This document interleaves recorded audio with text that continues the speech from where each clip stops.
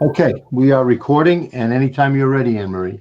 Okay, let's call the meeting to order, and I guess we'll start with the Pledge of Allegiance.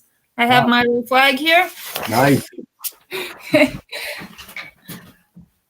I pledge allegiance to the flag of the United States of America and to the republic for which it stands, one nation, under God, indivisible, with liberty and justice for all. Good work bringing that flag, Anne Marie.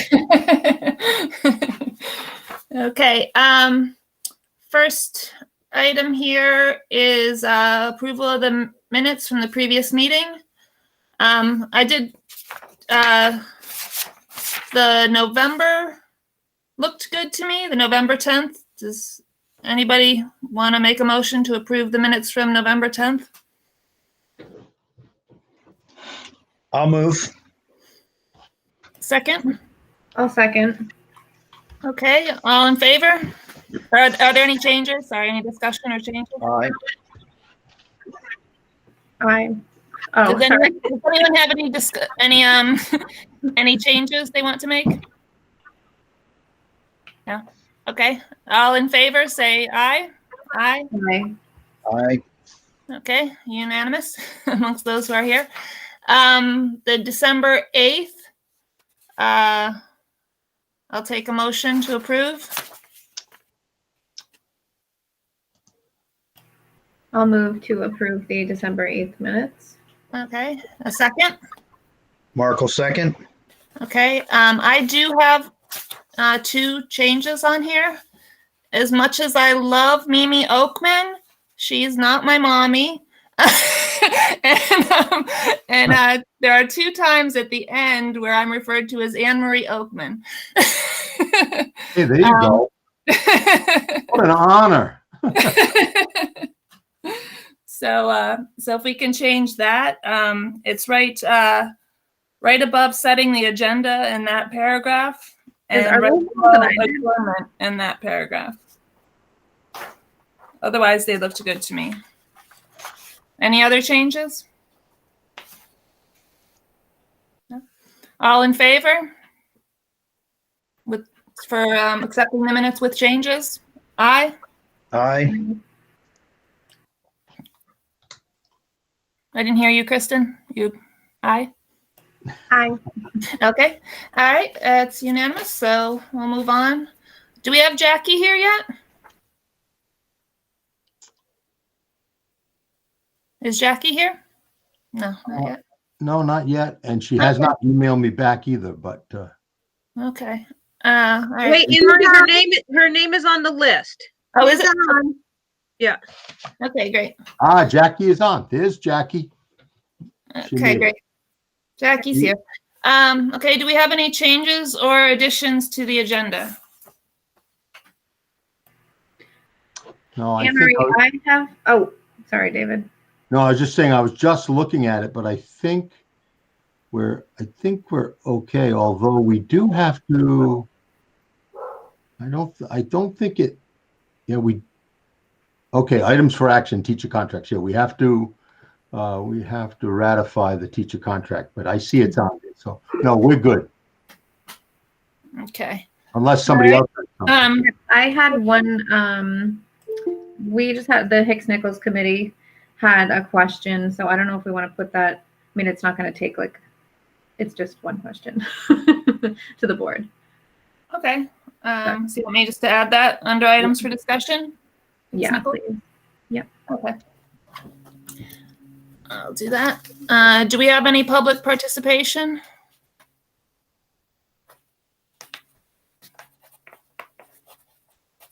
Okay, I don't hear any. So we'll start with our first item for discussion, which is the student tuition waiver request. We're going to have an executive session about that. David, are we going to say anything now, or? Yeah, let's wait. I think we can hold that off until the end of the meeting. I mean, just for the sake of the viewing public, we did have a request from a parent who's moved out of the Weathersfield district and has a student in the Weathersfield school. and would like to keep their student in the Weathersfield school for the remainder of this year. And that has not been a practice with precedent. And that parent has been in communication with me and Anne Marie. And so we're going to discuss it, quickly in executive session, and then make a final decision. Okay. B is town meeting date. The select board of Weathersfield would like to move town meeting to May.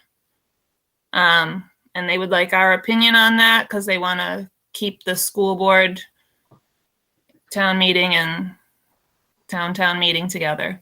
Yeah, just to add to what Anne Marie's saying, and I spent some time, matter of fact, that was Brandon Golnick who called me just before their meeting tonight to discuss this, and what the school board has to do if we decide that we want to stay parallel with the town. And I think that's a good idea. That's what they're going to try to do in Heartland. That's what we're going to do in Windsor and West Windsor. I think it's tough to have 2 annual meetings and 2 ballot votes. So it'd be nice if we could stay with it.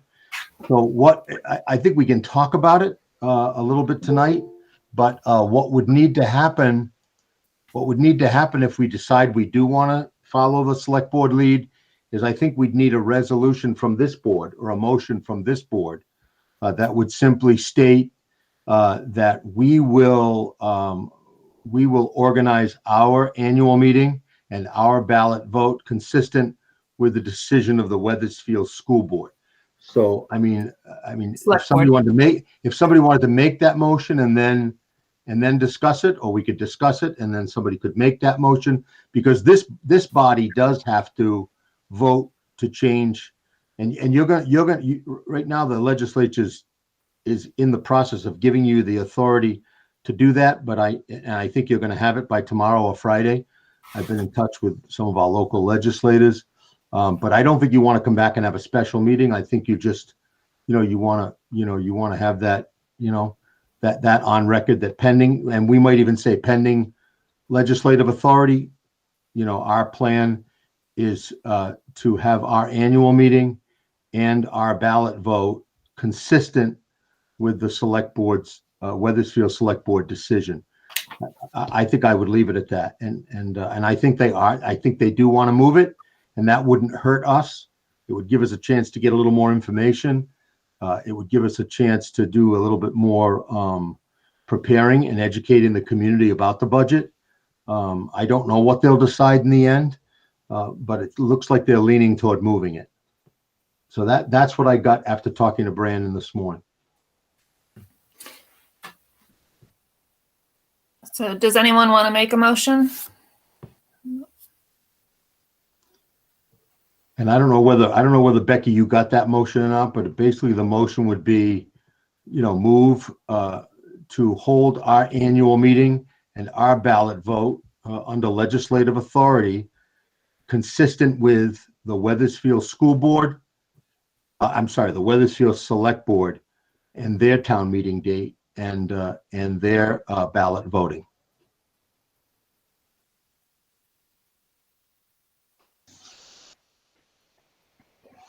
I'll make that motion. Anyone want to I'll second second that? it. Okay. I have a question for David. How would it work if our budget doesn't pass? Yeah, so that's why when I talked to Brandon this morning, I said it would be nice if they decide to go in May, to go early May, to go, probably that first Tuesday in May would be the voting, because you have to have in-person voting. I mean, they've got 2 decisions to make. One decision is whether they're going to move it and postpone it. And I think that might happen tonight. That seemed to be what Brandon thinks. And the second decision they have to make is whether or not to have mail-in voting or just regular absentee voting. They have to have in-person voting. In other words, the polls have to be open on whatever day they choose. And I assume it'll be a Tuesday just out of consistency, but it doesn't have to be. But anyhow, to make a long story short, if it's early May, we've still got, as long as within 30 days minimum, 45 days maximum, we would have won another budget, then we would be able to have a vote in late June. And there's, I think I said last time, there's a provision in law that even if you didn't have a budget, you'd be able to operate at 87.5% of your current expenditures for this year. That would be a real hardship for Weathersfield, and I hope in the end, we can pass a budget, but I think you'd have time, Anne Marie. Okay, does everyone have their mics off who's not speaking? Because I hear a lot of background noise. Now they do. Okay, great. Okay, well, that's good to know because we know our budget last year passed very narrowly, so that was a worry of mine. And that was pretty much my only worry with it. So as long as you think that we'd have time, that's fine. Does anyone else have any questions or comments? Is Becky on the line? I'm still not seeing Becky, but maybe she is. Huh. Oh, she has a message here. It says, I'm going to try another computer as she can't hear. Okay. If someone wants to take notes until I can get on. Yeah, I just want to make sure we have anything that's a motion so that we can get that to Becky for. Yeah. Well, you're recording it, so I guess. Yeah, that's true. I can send her the recording. Good point. Yeah. Good point. So we got it. Kristen, do you want to start taking notes now just until we hear from Becky? Yeah, just copy down. Again, we're recording it, so just copy down the motions basically if you want to. Yeah. Okay, I guess we should vote. All in favor, say aye. Aye. Aye. Aye. Sounds unanimous. Unanimous. Okay, good. BJ, can you email somebody at the town office there or John Harrison and just let them know that we've approved that? Yeah, you know what? I'll They're also, meeting on that right now. And I did tell them I'd try to do that if I could. BJ, that would be good, and I'll also text Brandon. Okay, great. So Hopefully they'll hear about it somehow. Okay. Then we have the FY22 budget preparation. Yeah, and Ed's on the line, so I don't know whether you want to turn it over to Ed or I don't know if you had anything you wanted to say first, Ann. Well, I know I also want to. Are we going to hear from the BAC, or are we just going to somebody going to go over what they submitted, or do we want to hear from Ed first? I don't know what order.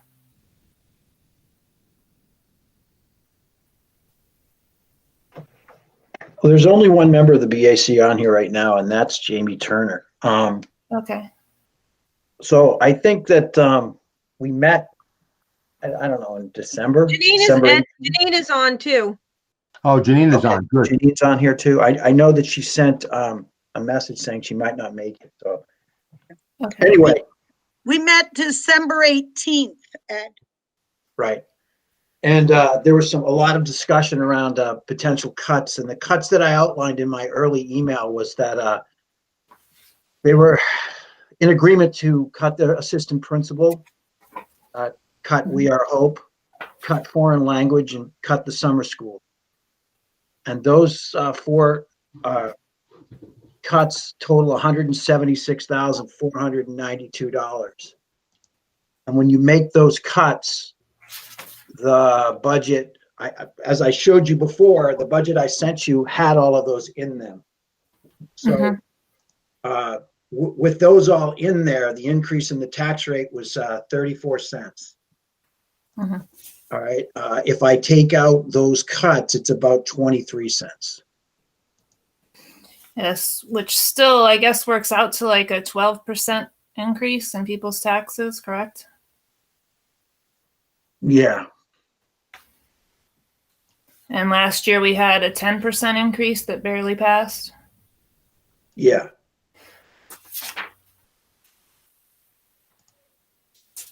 I had asked, does this include, and you, I was asking, I think you misunderstood what I was asking in my email to you about this. I know we were I'm not sure who it came from, but there was like that property taxes were going to be increased by 9% this year due to the lack of revenue due to COVID. Is that included in this, or would that be like an additional 9%? There's two numbers that are part of the calculation for the tax rate. Mm-hmm. One of them is the property yield, and one of them is the income yield. And when they go down, then your tax rate goes up, and both of them are down significantly. And those are the numbers that are subject to change now that the legislature's in session. So they can change those numbers, which would have an effect on your tax rate. So yes, I think that they're reflected in those numbers, because in that letter they outlined what the new yields would be. Mm-hmm.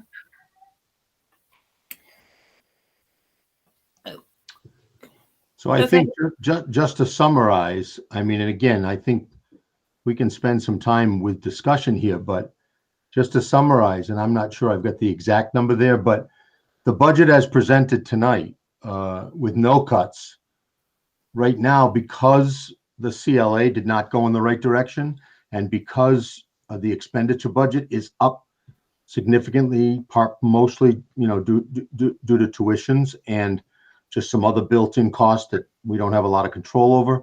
And also the equalized pupil number went in the wrong direction.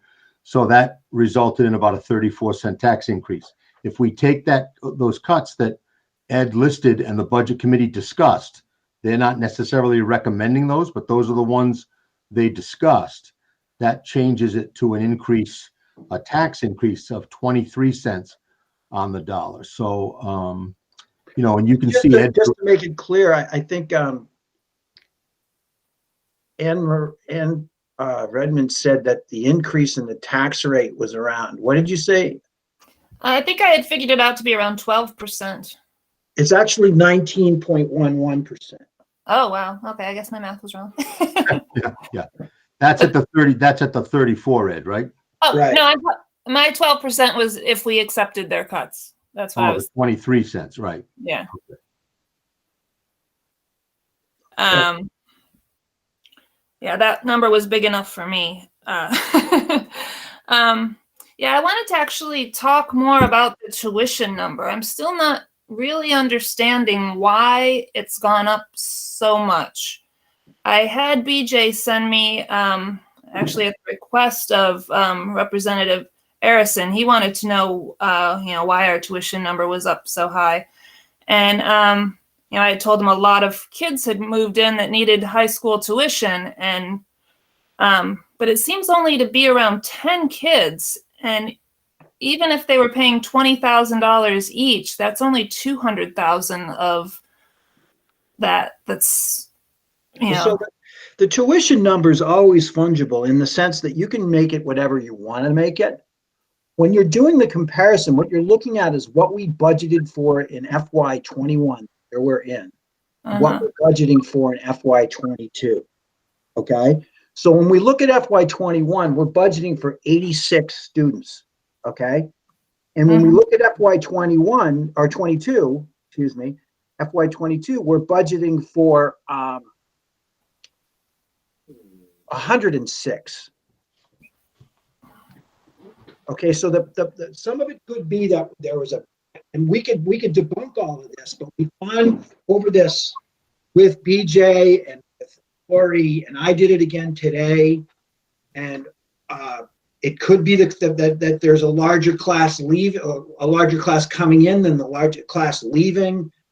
All of those could be factors, but other than that, I mean, we could change that number to be more palatable for the budget if we wanted to, and hope that it would look better. I mean, hope that you didn't get as many students as you thought, but I'm pretty confident in the calculation that we have right now that we've got the right number. Now, why we only budgeted for 86 is because last year that was the count. Now, when you count 10, I'm not sure if you count 10. I have here that FY18, the actual was 97, FY19, the actual was 96. Well, I'm talking FY20, about what, I'm talking about what, FY20, the actual was 92. FY21, the projected was 91. all right, so what I'm saying FY21, is the we actual budgeted, was 103. we budgeted for 86. in Yeah, and FY why did we budget for 86 when these numbers are all in the 90s? Because last year, when we did the budget, that was what we had as the number. When I went to BJ and we looked at last year's graduating class, there could have been more people that moved in last year. So, I mean, I can't answer that, Ann. Okay. So BJ, what do you think? I mean, obviously you scrutinize these numbers every year, but what do you think's going on? We had 16 kids new to the high school tuition this year. 16, 16. Okay. That is a huge amount. Yeah. Yeah. And that really would skew the numbers. We've had problems along getting tuition vouchers in. We're working on that. It's a constant moving target to try to get kids to, stay with the same household or people to stay in the same household. We have people moving in and out. And high school is just a moving target. I don't know. Lori and I have worked on this for hours together, whether it be on the phone, in person, or email. And we really think, and thanks to Ed, we've got it under control this year. And I think now we're finding out we're playing, I don't want to say catch up, but this is the year that we have to make up and get really close to an accurate total. I would hate to try to cut down some funding out of this line, because it is such a $20,000 for one student is like what we're thinking for high school tuition. Yeah. That's not a lot of leeway to play with. If you cut out just even 60, that's just 3 students, 60,000, and I don't agree with the budget. So, I mean, like the funding. So this is really a hard, tough one. I'd also like to add that one of the popular things about Weathersfield is they have school choice. But with school choice comes a price, and you're paying it through your tax dollar. If we had designated one high school, we wouldn't be having this discussion. All kids would we would negotiate that rate with the high school, and we could calculate based on a formula the number of kids going into 9-12 with times the tuition amount. And in some schools in the state of Vermont, they cap it. They'll say, we'll pay what the state recommended tuition is, and then anything above it. So if you want to go to KUA, if you want to go to, LEB, if you want to go to Hanover, you pay the difference. So I just want to remind the board, we might be darn near close to having that conversation. And I get that parents love school choice. People tell me they move into this town because they get to pick their high school. But this school board and our select board are paying the price, and that is trying to balance this budget year after year and passing by 8 votes, and then the year before 17 votes. It's coming to an end. That's my prediction.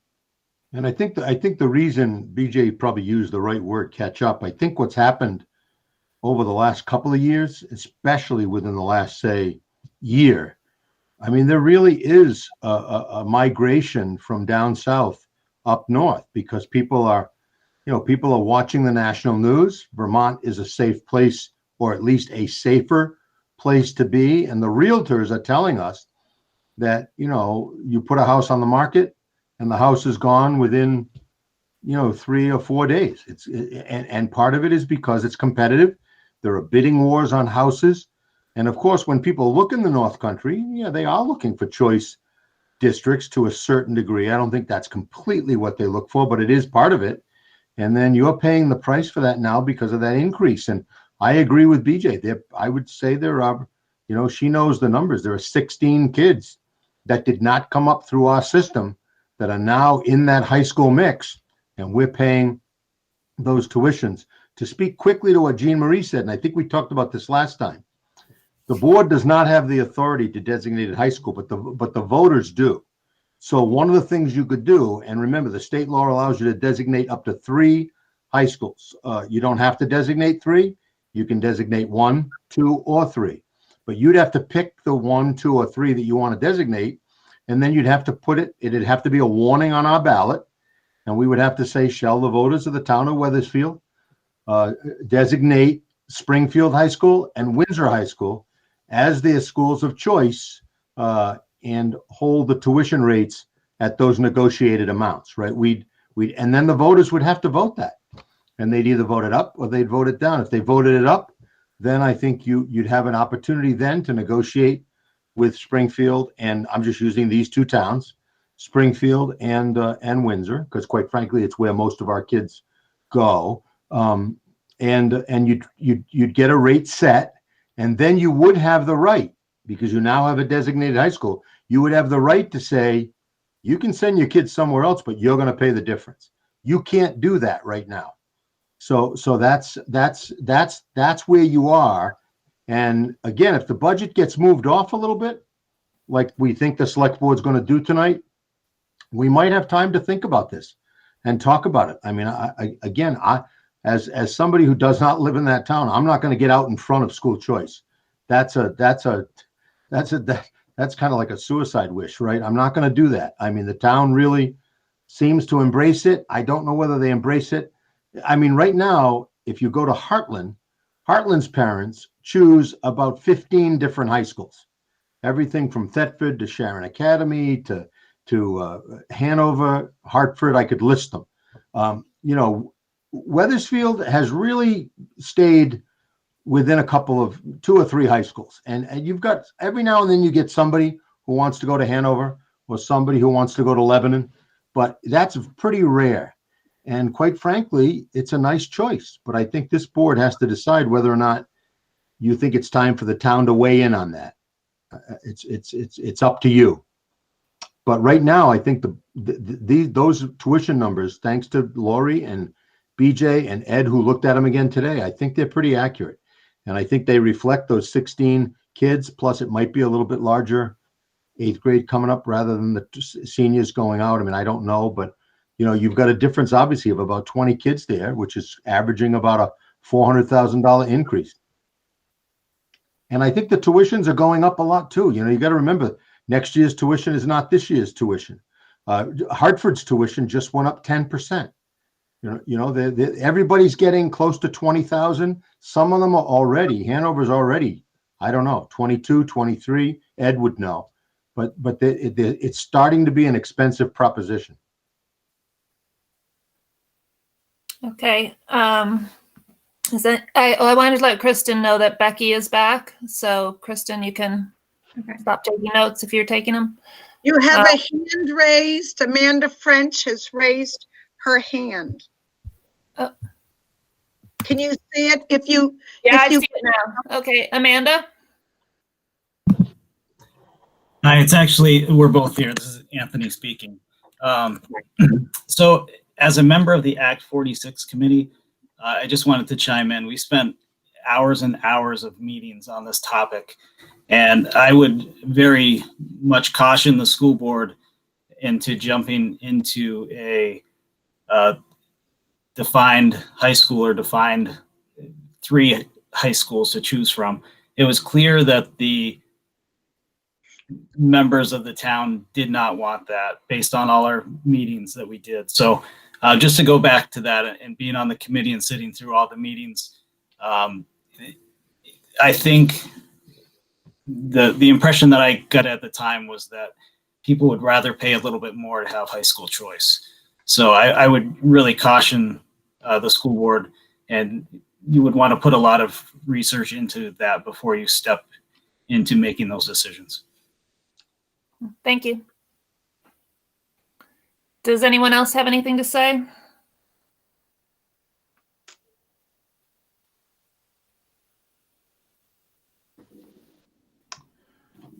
So I think the real key tonight, Ann, is whether or not you're going to pass.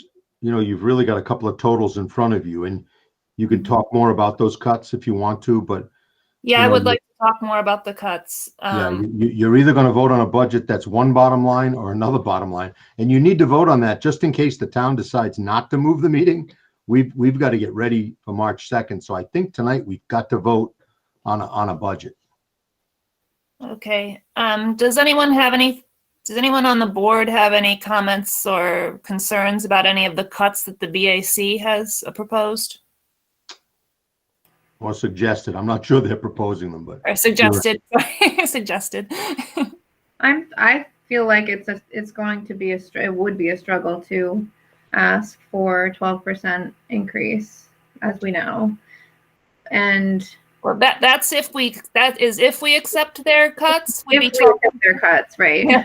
Which, I mean, it's hard to say cut because like the assistant principal position is not there. It's not real. Like, it's not really a cut. That's just a cut for the, proposed budget. So do we have to look at, if we have May, then we might have more time, but do we have to think of other real cuts? Like, not that anyone really wants to do that, but aside from the high school choice, which the town loves, like, is there, I don't know, like, do we know what the class size situation will be next year? Like, if, I'm sure Jean Marie does. I just happen to have that information. Let me grab it. Yeah. I've got two chairs here, and one chair's got my board notebook, the other chair has got my budget notebook, and my kitty cats are insisting on lying on both of them. So I have to push them off. Let's see where I can get enrollment. yeah. And while Jean Marie's looking that up, Kristen, I think that, and Jean will certainly speak to this, but I think your point is a good point, though. If you are going to have anything that even modestly, reduce the budget, you're not going to do it with paper and pencils and it really is personnel. And I think that's a good point. And I think, right now, we've got, reasonably strong class sizes. In terms of, I think one of the reasons why Weathersfield is so successful academically is we don't put 25, 30 kids in a room, right? We try not to even multi-age where we don't have to.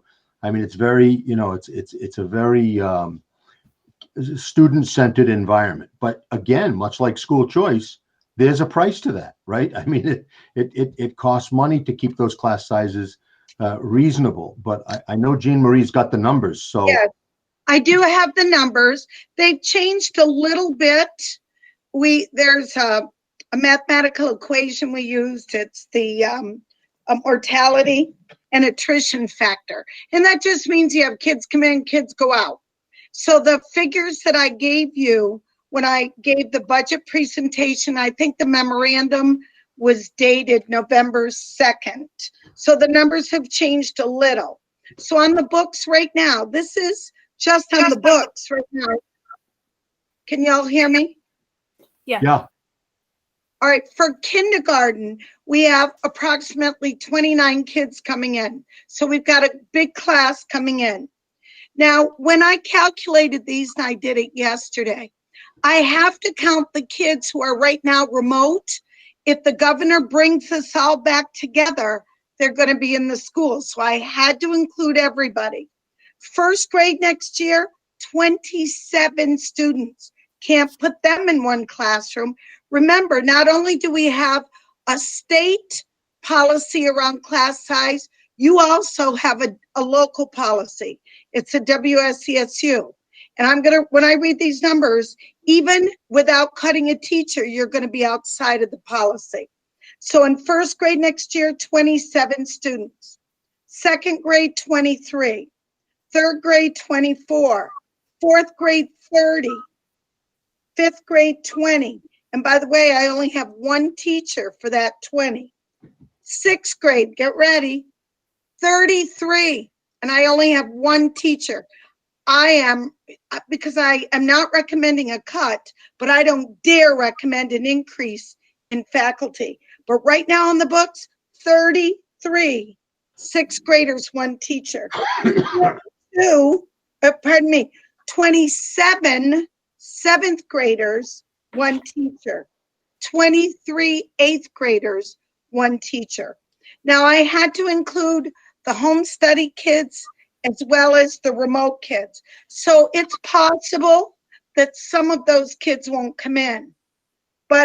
And I can give you the actual numbers right now for in person. There's still. How many eighth graders did you say, Jean? Next year, 23. Okay. And I've got 29 coming in.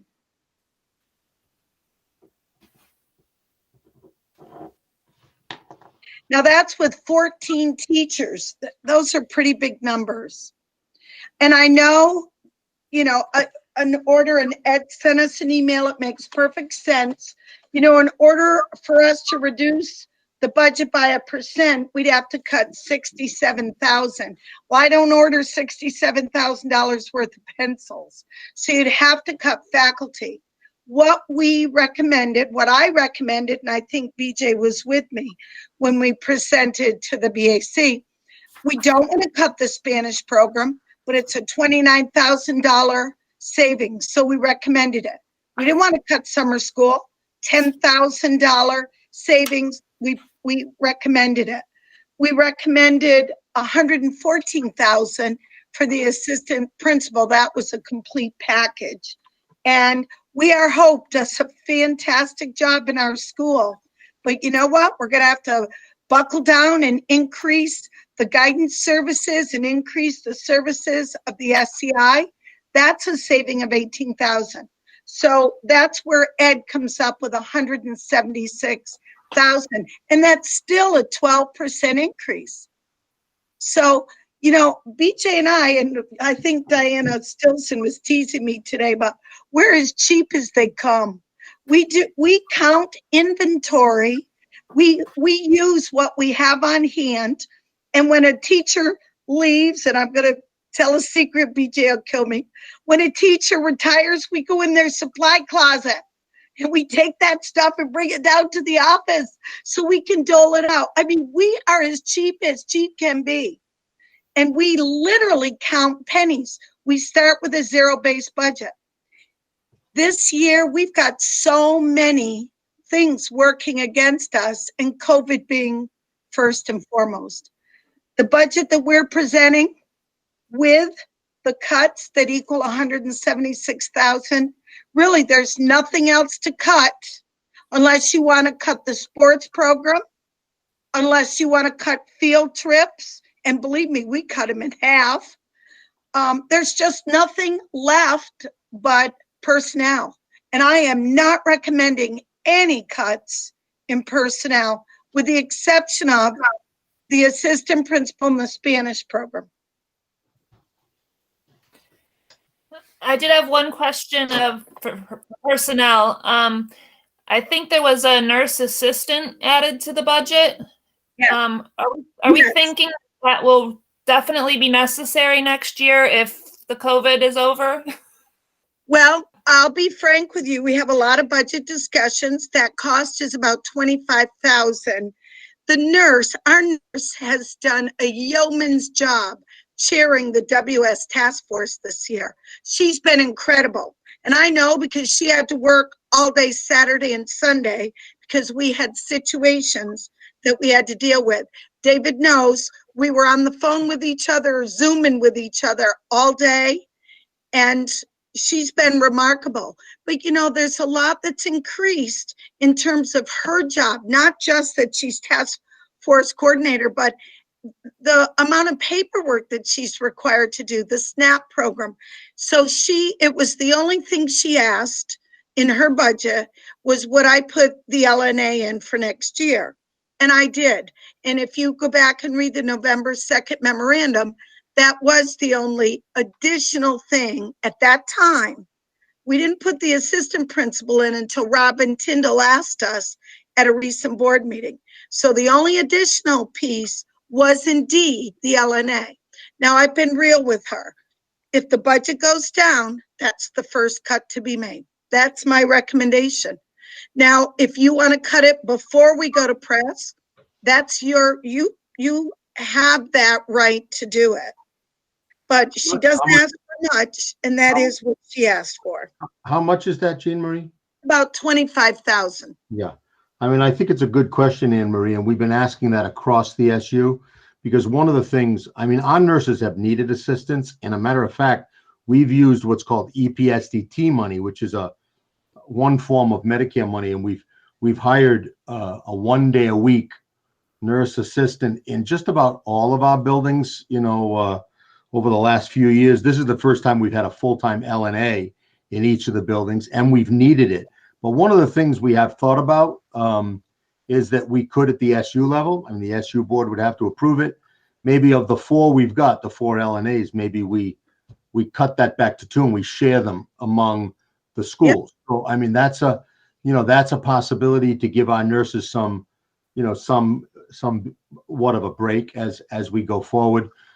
Whether you do it this round of cuts or not, I mean, I think given the tax rate you're looking at, and you are looking at a tax rate that's much higher than Heartland and certainly much higher than Mount Escutney, I think you do have to dig a little deeper. And we can't guide that, though. Jean's right. You have to make these decisions, ask the question, and then make the decision.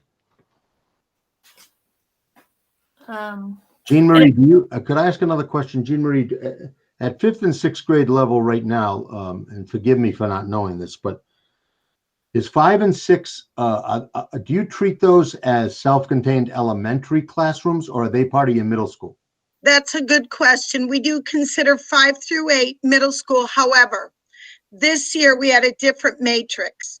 We did a K-5 with Wendy Allen being the 5th grade teacher, self-contained. Then we did a 5th grade, Natalie Kosirik being the homeroom teacher for 5th grade. We did a 5-8 middle level with 4 core teachers.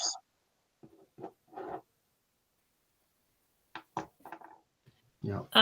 I was going to ask, is there any possibility of the LNA position being paid for with any possible COVID money that might be coming the school's way if, say, the government was to give us some money? The federal government I'm talking about?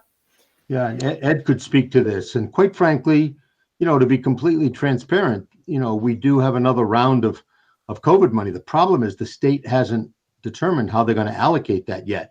I mean, this, there's a possibility this could get better. It's another reason why it's good to push this budget vote off till April or May, because we'll have more information from the state and the federal government. But Ed's got the amounts, but he's not sure whether they're going to have that be reimbursements, whether you can supplant, whether you can support, like you just asked about supporting the LNA. We don't know that yet. So, but there is another round of money that's coming that's actually going to go through next year and quite frankly, the year after. It's not going to be tens of millions for us, but it could be a substantial amount of money. But we don't know how we can spend that yet. And we didn't want to factor it into this budget because it's not a definite revenue yet. Okay. Emily Stevens has her hand up. Hi, Anne Marie. I just wanted to say we had a regional school nurses meeting today. We meet with Mount Escutney Hospital, some of the doctors, nurses from Woodstock and north of us. And they always ask about our mental health and how we're hanging on. And today it was unanimous across the board for Windsor nurses in the district that if we didn't have our LNAs, we would be drowning. The amount of phone calls and emails and follow through with doctors, they are our right-hand man, and we, I don't know that we could do it without them. Now, is it going to get easier? My goodness, I hope so. But at this point, I don't think there's any way of saying that, and I don't know how we would function without our LNAs currently. So I just wanted to put my 2 cents in that if we have to share, we have to share, but going without right now, I couldn't imagine. Thank you very much, Emily. And I just want to let you know, this says I have utmost respect for you, and I want to thank you for the awesome job you're doing. We're just trying to find any little ways we can try to get something better for the budget. I understand. Thank you. Thank So, you. Anne Marie, I just want to throw out there, when you get to be as old as I am, right? Only David knows what that feels like. Hey. Yeah, and 44 years in the field. I will tell you that I've been blessed and that I don't think I've ever had a budget go down in my 44 years, but I know that we came close a few times. And I just need to put this out there. Transportation is not a responsibility of schools in the state of Vermont. Now, for special ed students, if it's written in as a related service. So I'm just saying, I mean, if we really get to crunch time, maybe we need to look at things that people don't want to lose, like transportation, like sports, like field trips. I mean, if we really get to that place where we have to dig deep, we could make some sizable cuts, but it's going to hurt people. So I think if we do a better job in making sure people know that we're trying to preserve the 14 classroom teachers we have, if we're trying to preserve the sports program and transportation, I think that goes a long way when people go to the polls. Mm-hmm. I agree, Jean Marie. Does anyone else have any other things to add or any comments about the proposed cuts or how you're leaning if you're a board member? It's Jackie. I would just say I have to agree with them. You know, you have to agree with those cuts because looking at even 12% is really too much. So there's no other way to go around it, I don't think. I do have a question though, because I didn't think that we had to pay above the state amount for tuition for high school. I didn't think that we had that obligation. Yeah, if Jackie, if it's an approved public school, Yep. Then we have to pay what they charge. I've never agreed with that, but that's the way it goes. If it's an approved independent school like KUA, or what's another one, the Compass School, basically a private school. Those we cap. Sharon, that's capped at the state rate. Okay. Okay. Thank you. I think I heard Jean Marie say that we could possibly cap it all, right? Is that what you were saying, Jean Marie? Only if you, It has to be a vote of the populace. Has to be a vote, though. Yeah. Yeah, you have to.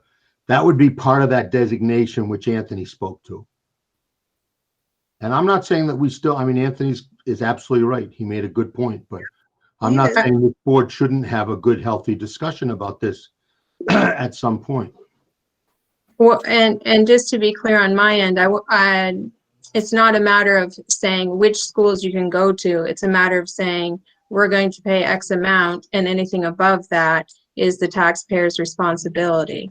Yeah. So I guess I'd be interested in finding out from Ed what that difference is in our current budget. You know, do we have so many high school students that it makes up an incredible difference? Do you know what the state rate is, Ed, right now? I think it's 18.5, isn't it? 16,239. 16,239. 239. And I would say most, even our less expensive, like Windsor and Springfield may have some of the lesser tuition, but they're about 2,000 over that. But then when you get into places like, Hanover and, where they're charging 20, 21, 22, you're starting to get $4,000 or $5,000 over that cap. But we got a legal opinion a couple of years ago, not for this district, but for West Windsor, when West Windsor was tuitioning students out. They don't do that anymore. But and what we found out was that you can't set a cap on the rate unless you've designated, and that's the problem. Now, let me tell you one more thing, and then I see Mark's got his hand up. The state right now is wrestling a lot with school choice. There's two pieces of legislation that are advocating that all students in Vermont get school choice. And then there's a court case right now in Vermont that is proposing that all students in Vermont have access to school choice. I think if the legislature does that, and I don't know that they will, that they will probably with that set a cap. I don't know why they haven't set a cap already. They could tomorrow vote to say that the cap on tuition for all public schools will be, and say it, 15,000, whatever they want to, whatever they say. The state legislature could do that. And then if Windsor wanted to take tuition students, they'd have to accept that. If Thetford wanted to take, or Springfield, they'd have to accept that. And I don't know why the state hasn't set a cap on high school tuition rates, but maybe it's competition, maybe it's, I don't know. It doesn't seem right to me, and it certainly hurts the tuition towns. But the tuition towns, you remember we've talked about this before. Only about 10% of our towns in Vermont are tuition towns. The bulk of the towns have. So the tuition towns don't have a big voice in the legislature. They have a voice, but it's not a big voice, because if it was, I think we'd have solved this by now. Mark, did you want to say something? So yes, am I coming through? Yeah, one of the things I'm curious about, David, is I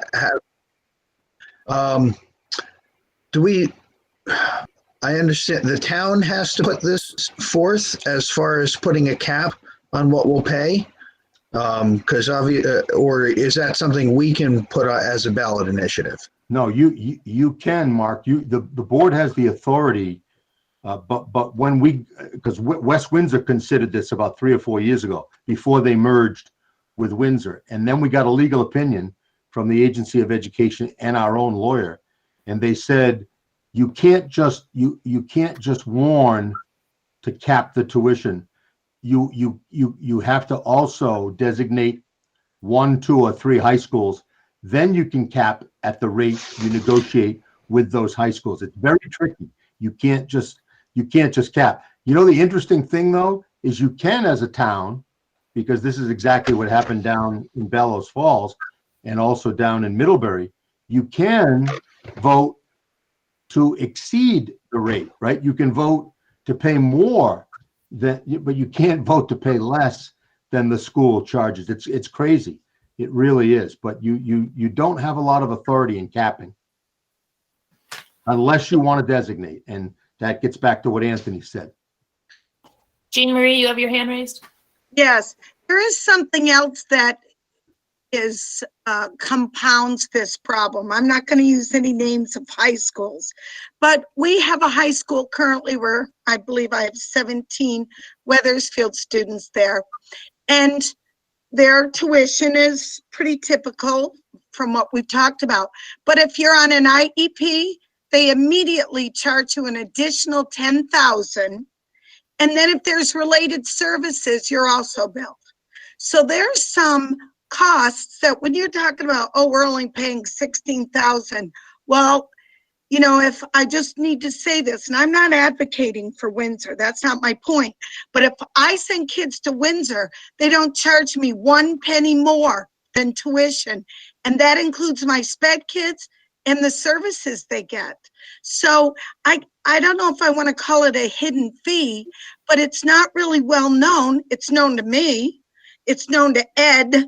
It's known to people who see those bills come in, that we sometimes can pay up to, 28, 29, 30,000 for a kid just because they're on an IEP.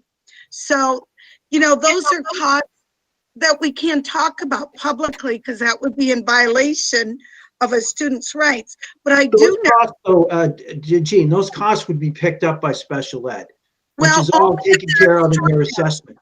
Pardon me? Yeah, it would increase. Ordinary. Yeah, it would increase. No. If they're special ed, if the kid's on a special ed IEP, it would be picked up by special ed. Yeah. So the school. I see what you're saying. Yeah, And that's so part of our assessment now. That's Yes. part of your assessment, right? It doesn't really affect you. And other than that, it does raise the cost of special ed. It raises the assessment, right? It still raises it. Yeah. Money is money. Money's money, yeah. Jennifer Durham, I think, has her hand up. I don't know if you could see that or not. I didn't see that, no. Jennifer? No, ma'am. Okay. All right. Okay. Does anyone else have anything additional to add?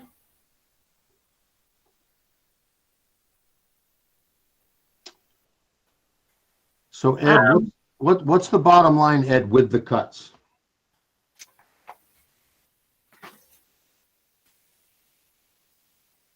Let's see, with the cuts,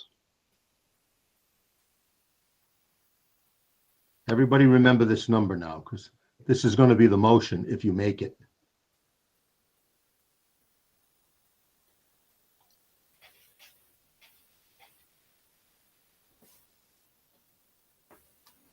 And this would be with cutting.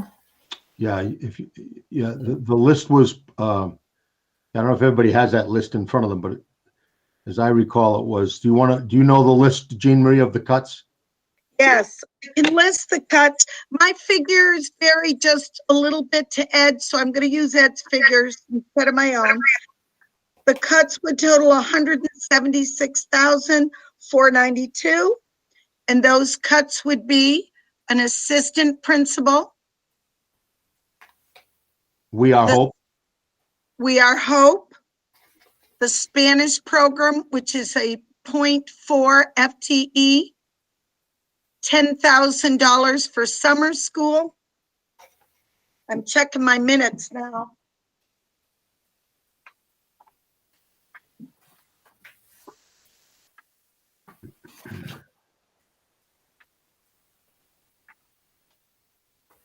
so the numbers are this. The numbers are assistant principals, 14,582. We Are Hope, 24,000. Foreign language. Ed, assistant principal's got to be more than 14,000. 114,000. Okay, 182. We Are Hope is 24,000. Foreign language is 26,974. Summer school is 10,936. And then I have athletics here for 0. So the total is 176,492. And so if I take that out of the current budget, if I take that out of the budget right now, the new expenditure total would be, let's see, 6,605,431. So if we all agree with those cuts, that would be the motion somebody would make tonight to approve an expenditure budget for the 2021-22 school year in the amount of $6,605,431. And then somebody would have to second that, and we could keep discussing it after that. I just had one other thing. Did we have any money left over from last year? I remember last year's meeting, we had like some extra money that we were able to. Ed knows that. Right now, that's going to be one of the things that goes into this that I'm trying to nail down, because some of this CARES money is going to be, I can utilize to offset some of the costs in FY20. So we could be adding more, which would lower the rate. But right now, I'm estimating that you're going to have 175,800 and let's see, 175,263. That's your carryover. It could get higher. It could lower your tax rate, but I have included that in this. Yeah, because of the accrual accounting, it's already in there. We put, and that, as Ed said, that could go up. Possibly. Okay. I thought I saw Jackie shaking her head. I wasn't sure whether or not she's perplexed or she's angry or she's Stressed. she's tired. Just stressed. Welcome back to the board, Jackie. Right? Yeah, but I feel like I should have been back maybe 3 months earlier. It might have helped a little. Yeah. But I do want to, because I am looking for it, but again, I don't have the same stuff that I did prior. So I'm just opening up the last budget that Ed had. Can you give me, Ed or Jean Marie, the sports figure, the field trips figures? We don't have those listed on tonight's meeting, and I'd like to hear them. Yeah, those would be in the detail. It's buried in there. But Ed, you told me what the sports cost, right? Yes. And I think, what did you give me? I'm trying to check my notes here. I think you said, was it 24,000? I believe that teachers that are two people. The total athletic budget right now is $37,252. And of that, $20,500 is for an athletic director and an assistant athletic director and their benefits. So the total for those with benefits is $22,252 for them. And then you've got referees and fees for athletics. So that's another, and coaches, that's $10,000. And then you've got general supplies of $5,000. So a total of 37, Ed?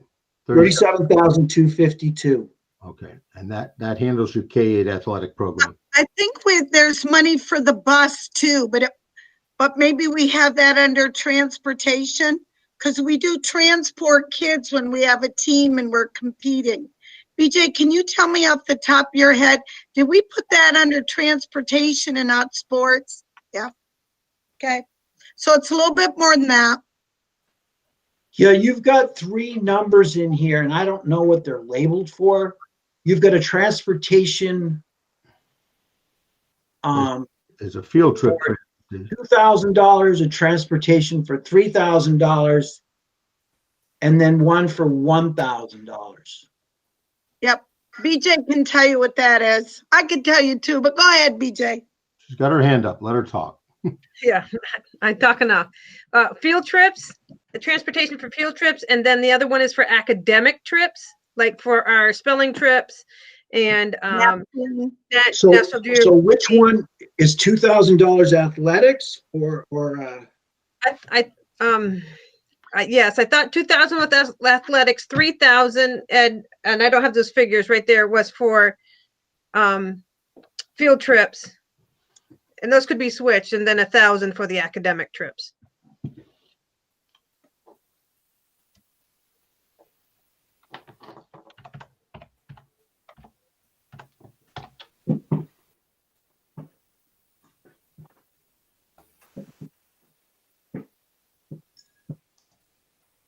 I would say, do we have to supply transportation to the sports?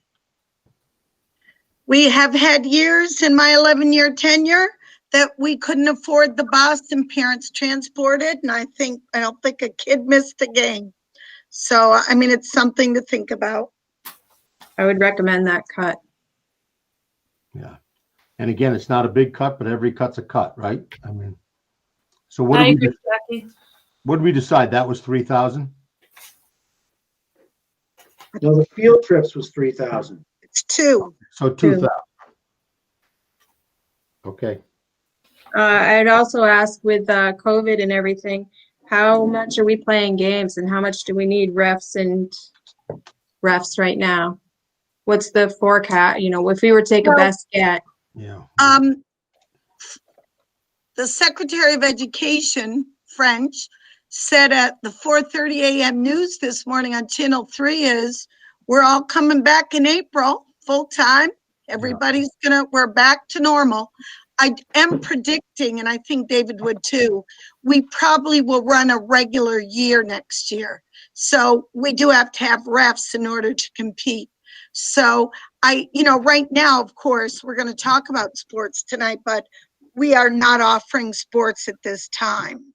Doesn't mean we won't, but right now we aren't. That means that would be a savings going into next year, because that'll be part of carry forward. But that would not pertain to next year. So right. The money that you save this year, be the year after. Yeah. That's right, Ed. Yep. But remember, next year, when we're talking about FY22, we ended the year in March. And I think that's what Ed was saying about, That's right. yeah, the savings, and that would apply. Yeah. What Ed, I think that was a good point that you made. What Ed was talking about is that from when we shut down in March through the end of the year, not only did we save a little money because we weren't open, we didn't save a lot, but also there was CARES money that got applied. And Ed said he's applied for as much as he possibly could. And that's going to get applied to last year's total, which will affect the budget we're working on now. But we don't, so that carryover, I think Ed said it's about 175, could go up, but we don't know Yeah, that. but I would caution the board that it could go down too. Yeah, maybe it will go There's a down. lot of cost. I mean, there's a lot of talk about how that's going to be handled, and we could have a long discussion. There's talk that it won't be direct, there won't be new dollars.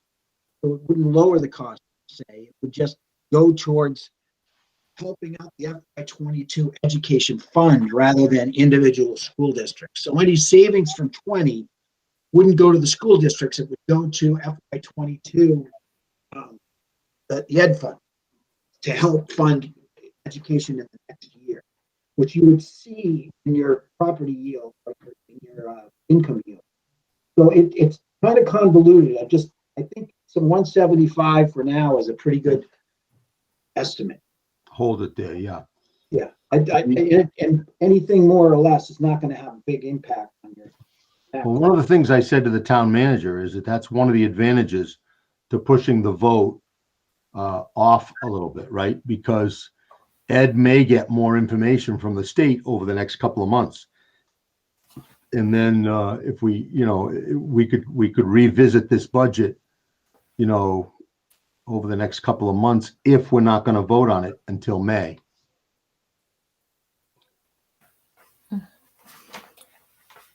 But I think you need a vote tonight just in case they don't do that. Okay. Does anyone else on the board have any feelings about the nurse's assistant, the LNA? Yeah, and that amount was, I think, 22. Oh, we have a hand raised from Jamie Turner. Okay. Jamie, did you have something you wanted to say? 25,000, David, about 25,000. Okay, 25, yep. Okay. Yeah, Jamie's got her hand up. I know that this was discussed a little bit at the last board meeting, but I'm wondering if we should reconsider something with electricity. My assumption is that in order to get the solar panels to pass, that there must have been known to the town that there's going to be some potential cuts. So I'm wondering if we should relook at that. Yeah. I had spoken to Ed about that at our last meeting. I think he was going to put it in the budget, correct, Ed? Did you make any adjustment to electricity, Ed?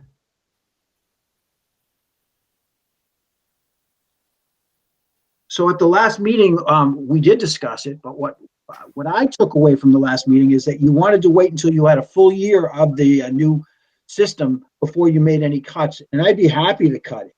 You just let me know what you want to cut it by. I haven't gotten anywhere with the company that actually put them in. They're saying that they'd like to do that same thing, and that's wait until we have a year's worth. Their estimations are anywhere from 10 to 15%.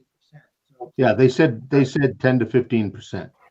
What's the total electricity bill at Weathersfield, Ed? the budgeted amount is $52,617. Okay, so 15% of that would be, well, 20% of that would be 10,000. So figure, 10,523. yeah, I mean, you could, yeah, be about 7,000 maybe would be 15%, 10% would be 5 change. You could cut electricity a little bit if you wanted to. Yeah, I mean, we were kind of guaranteed that 10%, weren't we? I mean, we should assume that we will save at least 10%. Yeah, I don't have the agreement right in front of me, but it sounds right, Anne Marie. So I think if we could at least include that 10% in there, and then if it ends up being more, great. But if we could at least include the 10%. So if you want to cut electric by 5,000, Ed, that would be okay. $5,262.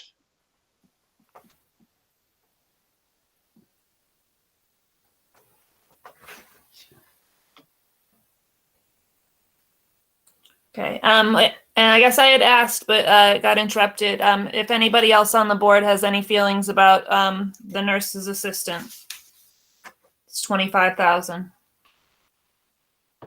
And so just to clarify, that would be, we said something about like sharing. Yeah, I would definitely push at the SU level for what David was talking about with the sharing. Yeah, I don't see any way. I would caution that we don't have as much Medicaid money as we have had in the past, especially since the kids aren't in session. So what it's based on is services, but the services haven't been it's hard to justify them when the kids aren't in the building. So I'd be cautious that you don't overextend or estimate what you're going to get Medicaid EPSDT. That's my only thing. Thank you. Yeah, no, I agree with Ed, and quite frankly, I wasn't talking about using EPSDT to offset that LNA. I was talking about having a conversation either through SU assessment or just the three districts deciding to split two LNAs. I mean, that's a possibility. You'd still be paying, let's estimate maybe 10,000 for the LNA. I mean, I agree with Emily. There's no way she could survive this year without it. I think one of the things that earlier on, Anne-Marie Redmond said that she was wondering about the CARES money. I think that LNA is one of the things that they've really identified as a cost that we can add to the CARES. I agree. So, excuse me. I think it's pretty safe to assume that there's going to be some CARES money, and that if there is CARES money, that LNA would be at the top of the list on that what's an eligible cost. So it's not like if you were to cut it, I think there's a good chance that you'd be able to put it back in based on that CARES money. Yeah, I agree. I was thinking that too. Yeah. Yeah, I agree, Ed. So how is everybody feeling about doing that, and just keeping our fingers crossed that with the new Senate that we'll get CARES money this year? So I'm feeling good about it. Can I recap just to make sure I understand what we're talking about? So it sounds like what we're talking about possibly cutting from the proposed FY22 budget is the .4 Spanish, We Are Hope, the assistant principal, summer school, the bus for sports, 5,000 in electricity, and 25,000 in the LNA. And Ed, I think no, that the numbers are this, Jean Marie. Assistant principal is 14,582. 114,582. We Are Hope is 24,000. Foreign language is 26,974. Summer school is 10,936. Electric is 5,262. And the nurse LNA is 24,395. And the athletics is 2,000. okay. So So what the does it total add up? is 208,149.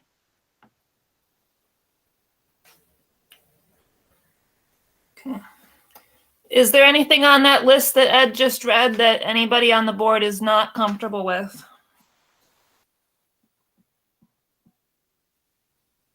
I agree with it so far. Yeah, I do too.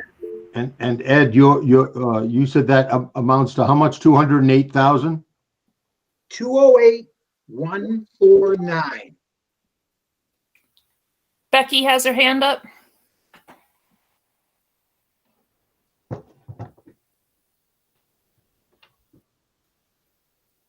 Becky, do you have a question? Yeah, sorry, I had a hard time getting to my thing. Yeah, So Becky was on the budget committee too. you guys may have already discussed this before I got here. Did you talk about athletics at all, like the amount we pay the athletic director? Is anybody willing to consider that being lowered a little bit, just for some more savings, like sort of like the bus? Maybe not. It's just a question. It may have already been discussed. We It haven't. was discussed at the last BAC meeting. So on Right. December 18th, we did spend quite a bit of time discussing cutting the athletic budget. But tonight, the only thing we've really talked about is the bus. So was it the decision of the sort of the BAC's decision not to cut anything from athletics, or not to recommend any cuts from athletics? Especially those two salaries. Yeah, we talked about that once you cut something, it can be hard to put back in. I just wondered, you know, if we lowered their salaries a little bit, not a lot. I don't know.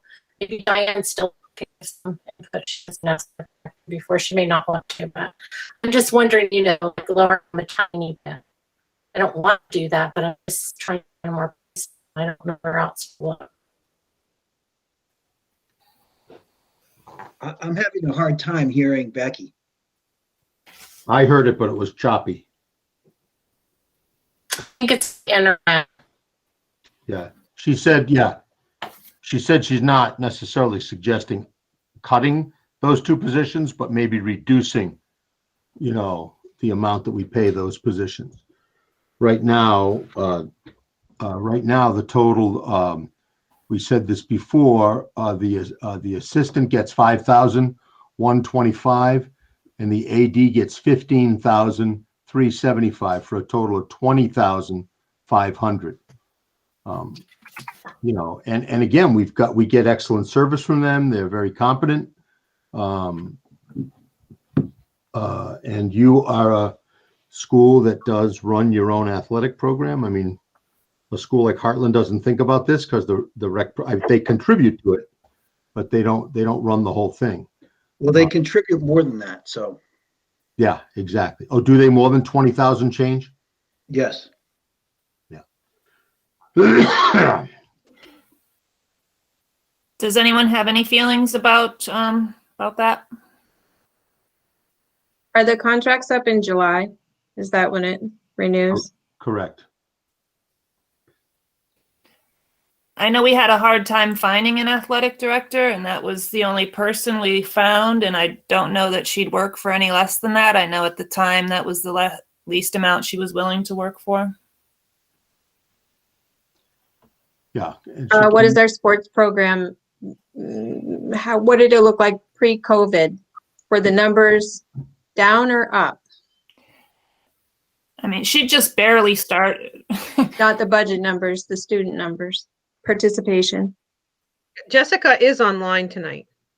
Is she? I mean, I think, you know, the numbers fluctuated, but I think it was I think we had some pretty good numbers pre-COVID. Numbers were great. This is Jess. Yeah, Jess said the numbers were good pre-COVID. And soccer, we had over 95 students for soccer. Doing soccer, yeah. Mark just made a comment. It's not to do with athletics, though.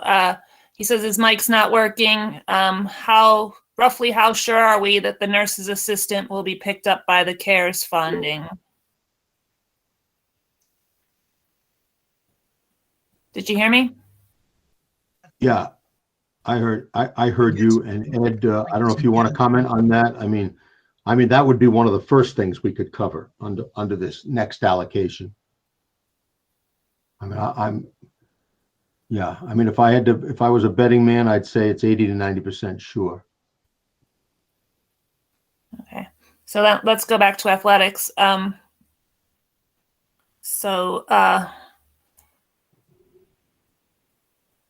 is, does anyone have any feelings about cutting the athletic director salary a bit?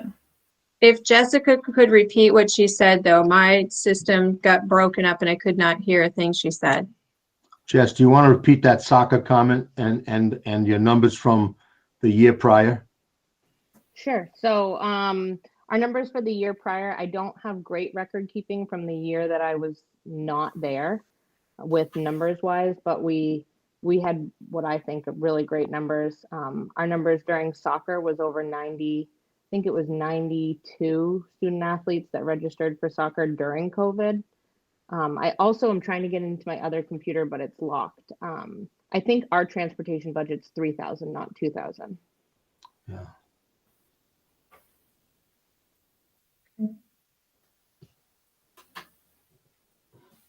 Jess, I think BJ and I cut it to 2,000. Yeah, you might have.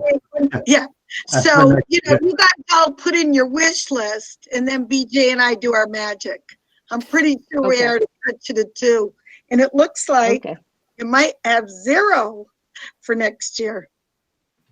It's on the chopping block right now. Well, yeah, and I don't think that that's a big issue because we do have a lot of we have a lot of student athletes whose parents go anyways. And I think that if it was up to having sports versus not having sports, they'd gladly drive their kids to games. And we only do provide transportation for 7th and 8th grades. So we don't provide transportation for any younger grades. It's only the 7th and 8th graders. So Jess, the conversation at the BAC was that in most communities, they have a rec program, and the rec program does the elementary part of sports, and then the competitive piece, 5 through 8, the AD does, the school AD. So it is possible, it's one thing we talked about that I personally, I'd hate to see it happen because I think the elementary is a feeder program, but if they wanted to, they could just offer 5-8 sports, and that would reduce the costs of coaches, refs.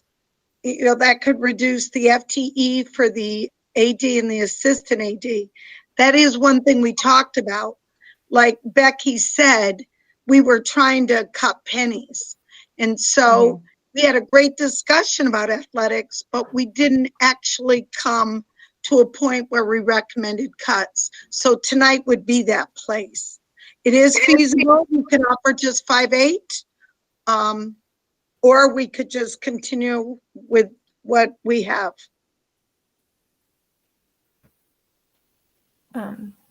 Jackie has her hand up. Jess, I'd like to ask you as well on the supplies for sports. Is there any room at all to lower your supply budget? I could say yes, but I didn't get through a whole year. So I have no idea. And I think a lot of that, I'm having a hard time getting into my other computer, but I did do an entire budget last year, and where our costs was officials, coaches, transportation, and like fees we can't really cut, like first aid kits and balls. That was where we were spending money on first aid kits and soccer balls, basketballs. So possibly, what I would try to do this year is spend whatever I could this year if it was going to be cut next year, since it's already in the budget this year. I would buy to hopefully make sure that next year, if it does get cut, we don't have to worry about not having enough basketballs for every student athlete. But that's pretty much, I mean, it's pretty minimal as it is. Okay, thank you.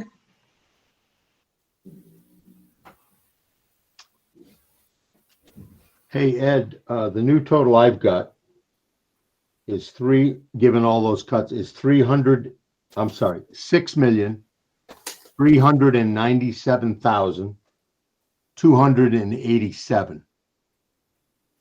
Did you hear that, Ed?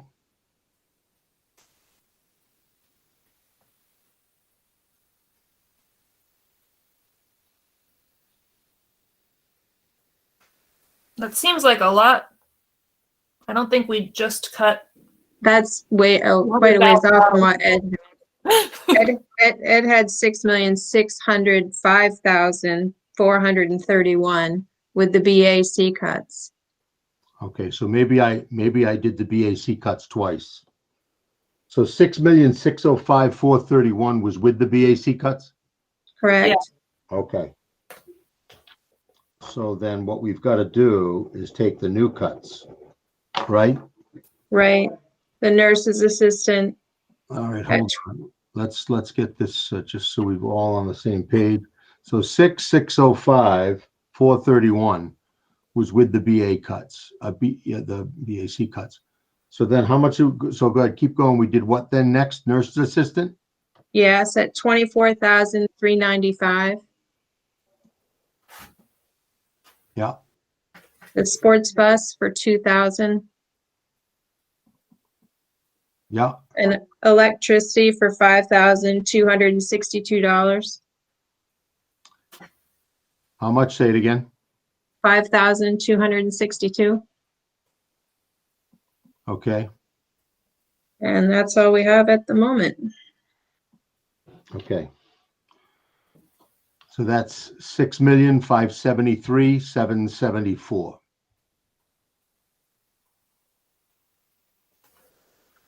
Yeah, I have 775, but it could be rounding. Yeah, close enough. And Ed, does that change the tax rate at all significantly or no? It changes it to 21 cents. Okay. I'm sorry. Yeah, to a 21.1 cent increase. What percentage would that be? Probably down about 10%. 10.11. 10.11. I was going to say about 10%. Okay, I think that's what we had last year. Percent, yeah. I mean, Yeah. you I'm also sorry, it's 12.01. Aw, come on. sounded better the other way, huh? Yeah. Oh, okay.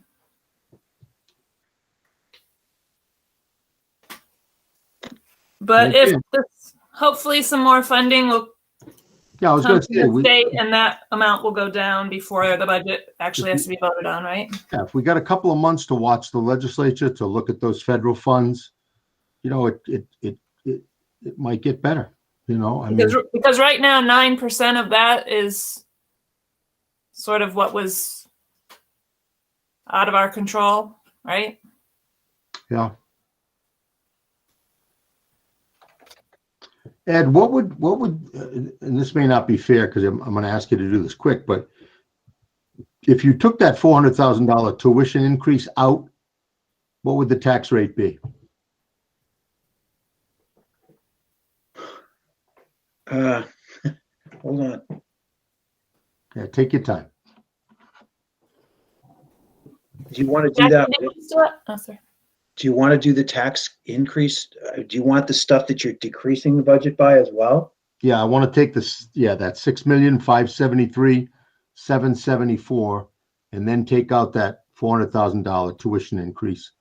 And just to get an idea of what the tax rate is in terms of new spending without, because I mean, the bottom line is, and Heartland said the same thing, you can't control that unless you do something very drastic. So, I mean, I think you can argue that that is what it is.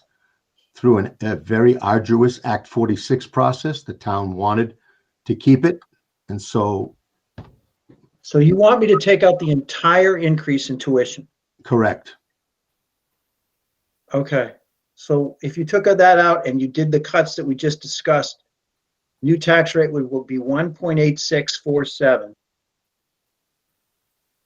Which would be an increase of how much? I can tell you. 1.8647. About 8 cents. Yeah. Yeah. I mean, just to give everybody a perspective, right? Minus the, I mean, I just think, and your actual expenditure budget is probably level funded, if not, what was, yeah, without that 400,000, you're probably level funded pretty much.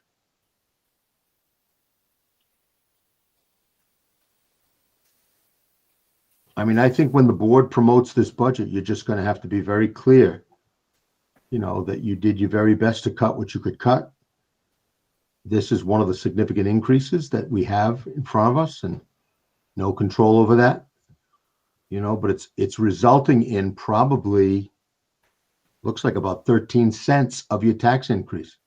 Do you follow my logic there? Is tuition. So, again, it's been tight in Weathersfield, but maybe we can do even a little better once we figure out what the legislature is going to do and what how we can spend that federal money. We just can't spend it now. Yes. Jackie, is your hand still up or is that a new hand? That's an old hand. That's She's an old hand at this. And I think Becky's hand is an old hand too. Yeah, I think it is. Is it, Becky? Yeah. She's saying yes. Okay. Yeah. And so then the new total, if you're going to vote, is $6,573,774. If you use my number 5, if you use Ed's number, I like 775 sounds more. It sounds like an even number. Although it's an odd number, but yeah, exactly. I like multiples of 10 and 5. Yeah. Does anyone else have any proposals as far as cuts would go?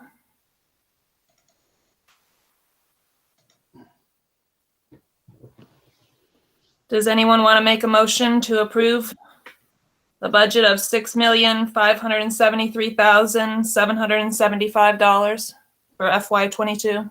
Let's get that. Let's do that number again, just for Becky's sake. $6,573,775.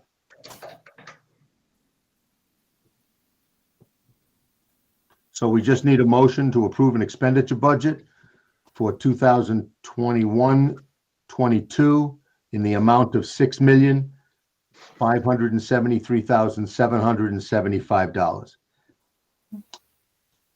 And David, can you email Robin the correct login?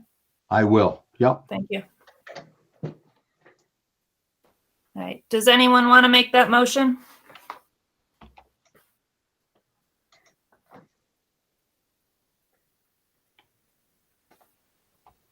Anybody?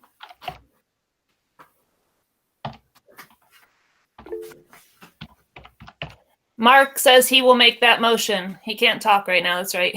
Oh, yeah, that's right. He's got a. Okay. Does anyone want to second that?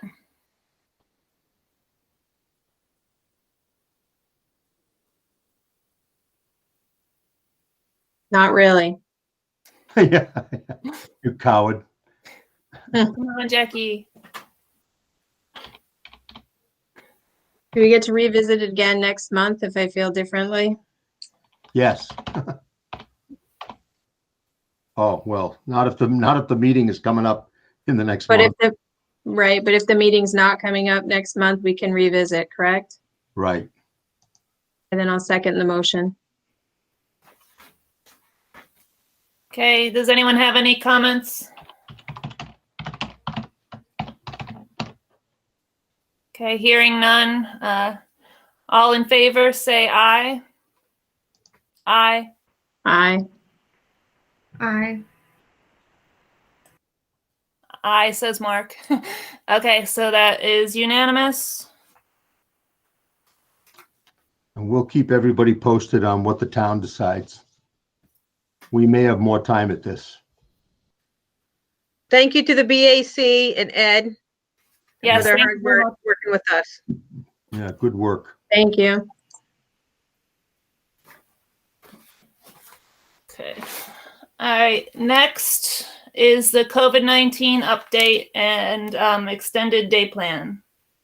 Right. I'll just give just a real general COVID update, and that is that we continue to meet with. There's Robin now. Yeah, we continue to meet with the COVID task force, the administrative team, to just tweak plans a little bit. I'm going to let Jean speak to the extended day in just a second. I think we were fortunate that we took that remote week after the holidays. I mean, everybody can see nationally And even on the state level, we've got a pretty high spike, even though it's not being, transferred or transmitted in schools. It's still anxiety producing on the part of adults and kids. We did have 2 student positive cases at Windsor. Had we not been remote that week, we would have had a lot more kids that would have had to quarantine probably, and staff. Both of those students, they were unrelated. It was transmitted outside of school, not inside of school. We keep an eye on the rate. I mean, we have not had a good week here in Vermont. Yesterday was a bad day. Even some of our local hospitals are starting to feel the pressure, but I think some of that is the expected holiday hike that we said we'd see, and we're seeing it. And I think everybody on the staff and probably everybody at this meeting will just be glad when we start to disseminate the vaccine to those who want the vaccine. That will help with the herd immunity if we can get people vaccinated, and we'll see how that goes. We did get we have been talking about extending the day. We did ask our teachers and our association what they felt about that. There were surveys done in all 3 districts, and there was support on the part of the teaching staff and support staff to extend the day, as long as we do it, carefully and with restrictions. And so that's the plan. K-8 high school is not going to change right now because it would be too complicated to change those schedules all around. And but for K-8, we think we can do this. And I know Jean's been working hard with her internal task force to look at that schedule. And Jean, I don't know if you want to talk about what that's going to look like come January 25th. Yes. I want to start by thanking Laura Powers and Christina Hughes. They really stepped up along with our task force. We met yesterday, but they're really cognizant of the struggles and the mental health of all faculty and staff. So they've been instrumental in creating a schedule that gives everybody a 20-minute break, and then of course 30-minute duty-free lunch, and then of course we have our 45-minute planning sessions for professional staff. So we're going to start the day at 8:15. Right now we started at 8:30. So we're moving up the time that we start our morning health checks. That will begin at 7:45. For about 15 minutes, we'll be hand washing, temp taking, doing our health checks, getting kids into their classrooms, and having breakfast. The buses will arrive at 8. That means we're moving all the buses up by 15 minutes. So we used to start out at 7:15 to pick up kids. On the 25th of January, we'll begin at 7 a.m. So I've actually written the notice that's going to parents. I can send it tomorrow, and then I'll put it in the newsletter for Friday. It's giving parents advance notice so they can make these little shifts. We're really only talking about, for parent pickup and drop off, it's not very much. It only impacts the bus 15 minutes in the morning, and then of course the time changes. The notion was we wanted to increase instructional time to 4 hours, and we've done that. We'll have the kids in school 5 hours, but 30 minutes for lunch, and for K4, 30 minutes recess, for 5A, up to 30 minutes for recess. So that's really important, that we're giving the kids the instructional time that they deserve, and I think we're ready. We're also bringing back 10 students, possibly 11, who are remote currently, but they're coming back in. And we have 1 student that's in school going to remote. So that's going to change class sizes. And there is 1 class in particular, it's 6th grade. We as a supervisory union wanted to honor the 6 feet apart distance rule. But the governor says in K through 6, you can do 3 feet. So we haven't, but we will be doing it for 6th grade because our numbers are so high And that lab just can't take that many kids at 6 feet apart. So I wanted to be transparent about that. School will end at 1:15. We'll load buses at 1:15. And by we've been trying all week, yesterday and today, to call those buses 1, 2, 3. Teachers are having the kids ready. So we call the bus, they board. The next bus is called, they board. Today we did it in 5 minutes. That means parents can start the pickup line at 1:20. We anticipate all kids gone by 1:30. Okay, sounds great. Anything else, David, or is that everything? No, I think that's it. I think it's a tribute, though, to to the staff and to the administration in Weathersfield. The fact that there are several kids who want to come back. I think they're feeling it's reasonably safe. I think they've heard from their peers and their friends that, and also, in credit to the staff as well, I think one of the big reasons for this extension was when the kids left and then had to come back on for win time and remote time. I think our teachers would say that they would much rather be in person with the kids, that the remote instruction, while they're getting better at it, it's just never the same as in person. So this will provide all of our instruction, all of our recreation, all of our intervention will all happen during that school day. And I think that's going to be a stronger program and hopefully less stressful on the staff. I wouldn't say there won't be any stress. It's stressful. It's as I've said to many people who don't really understand this, that keeping kids masked all day, keeping them distanced all day, and working in these pod environments is exhausting.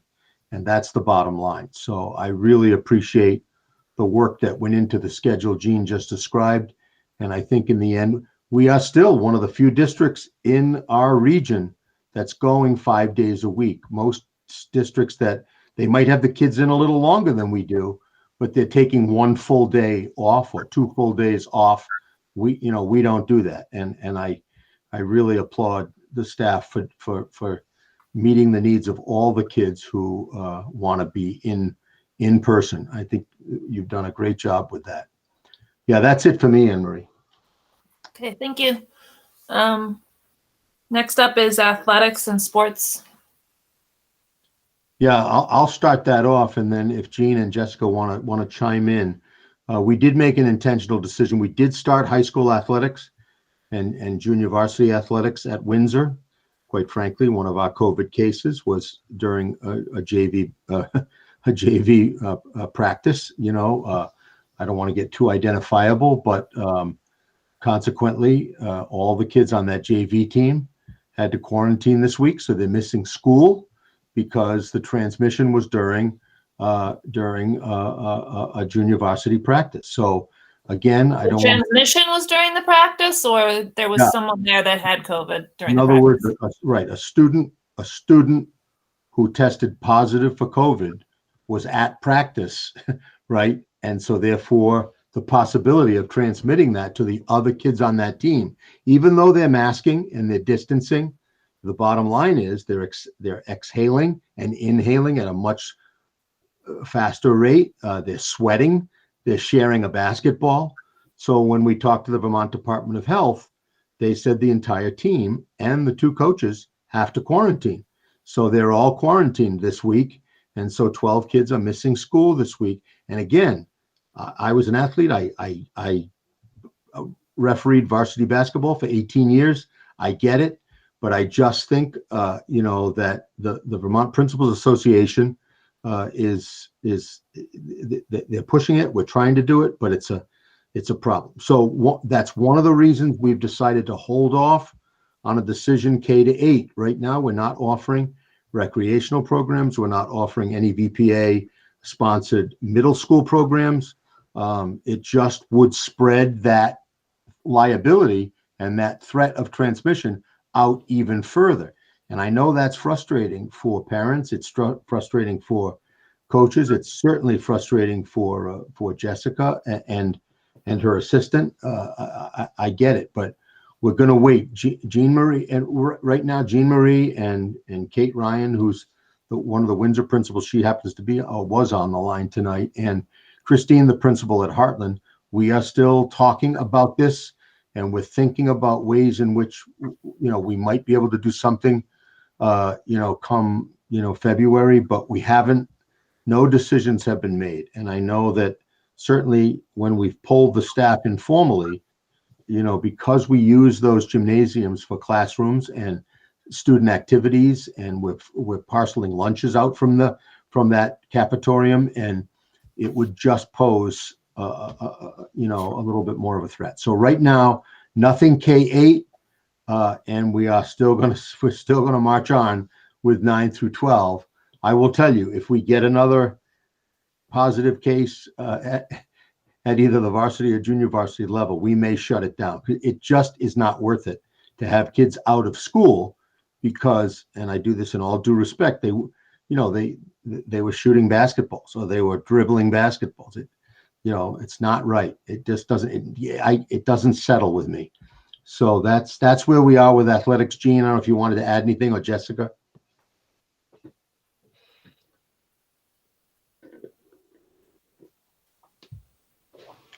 The only thing I would add is that, again, I know that you're going to be talking with teachers in a little bit. It's on the agenda about their feelings. And I think they might talk about a fear of having folks in the building.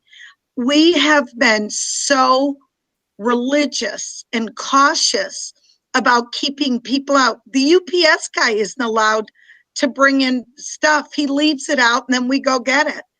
Nobody comes into that building. We have been so careful. The minute we start letting coaches in, and we had an awful lot of coaches in the fall that wanted to be a part of their kids' sporting program, I worry about that. Laura Berry finally got her gym back. She went without her gym for the longest time. And, she's got one of the best sports programs, athletic PE programs that I've ever seen. And I'm an old dog. I've been doing this for years. She does do something called Let's Get Active. It's a website that she makes available to kids and to parents. So there's always something she's offering kids can be doing. And she's teaching, of course, full-time too. She is so careful about the way she sets up her gym. So I see how she does it. So they're spaced apart. If we start using the gym, she has to pick up every single night and then put down every morning. That's a big deal. And there isn't a lot of time in her schedule this year because of the integrated units of study. The other thing is, if you start using her space for basketball, we've got to have a custodian that'll come in after practice, 7 or 8 at night. And I think they are stretched as thin as we can stretch them.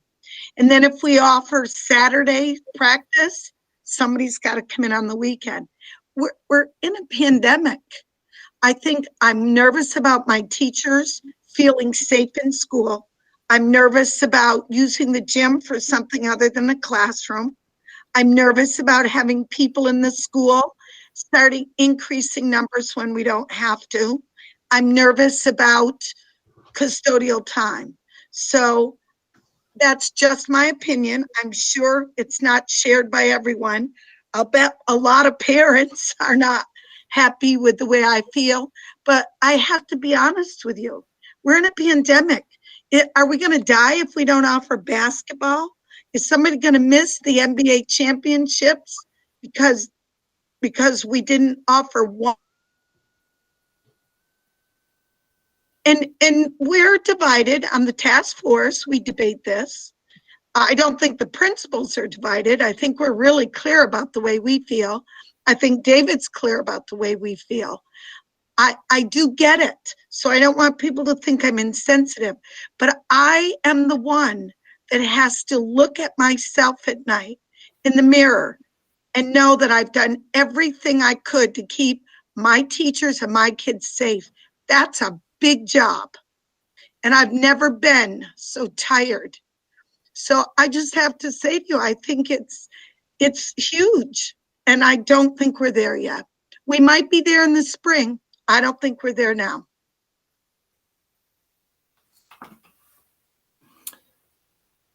Does anyone else have anything to add? Thanks, Jean Marie. I'm completely fine with that decision. Numbers are increasing.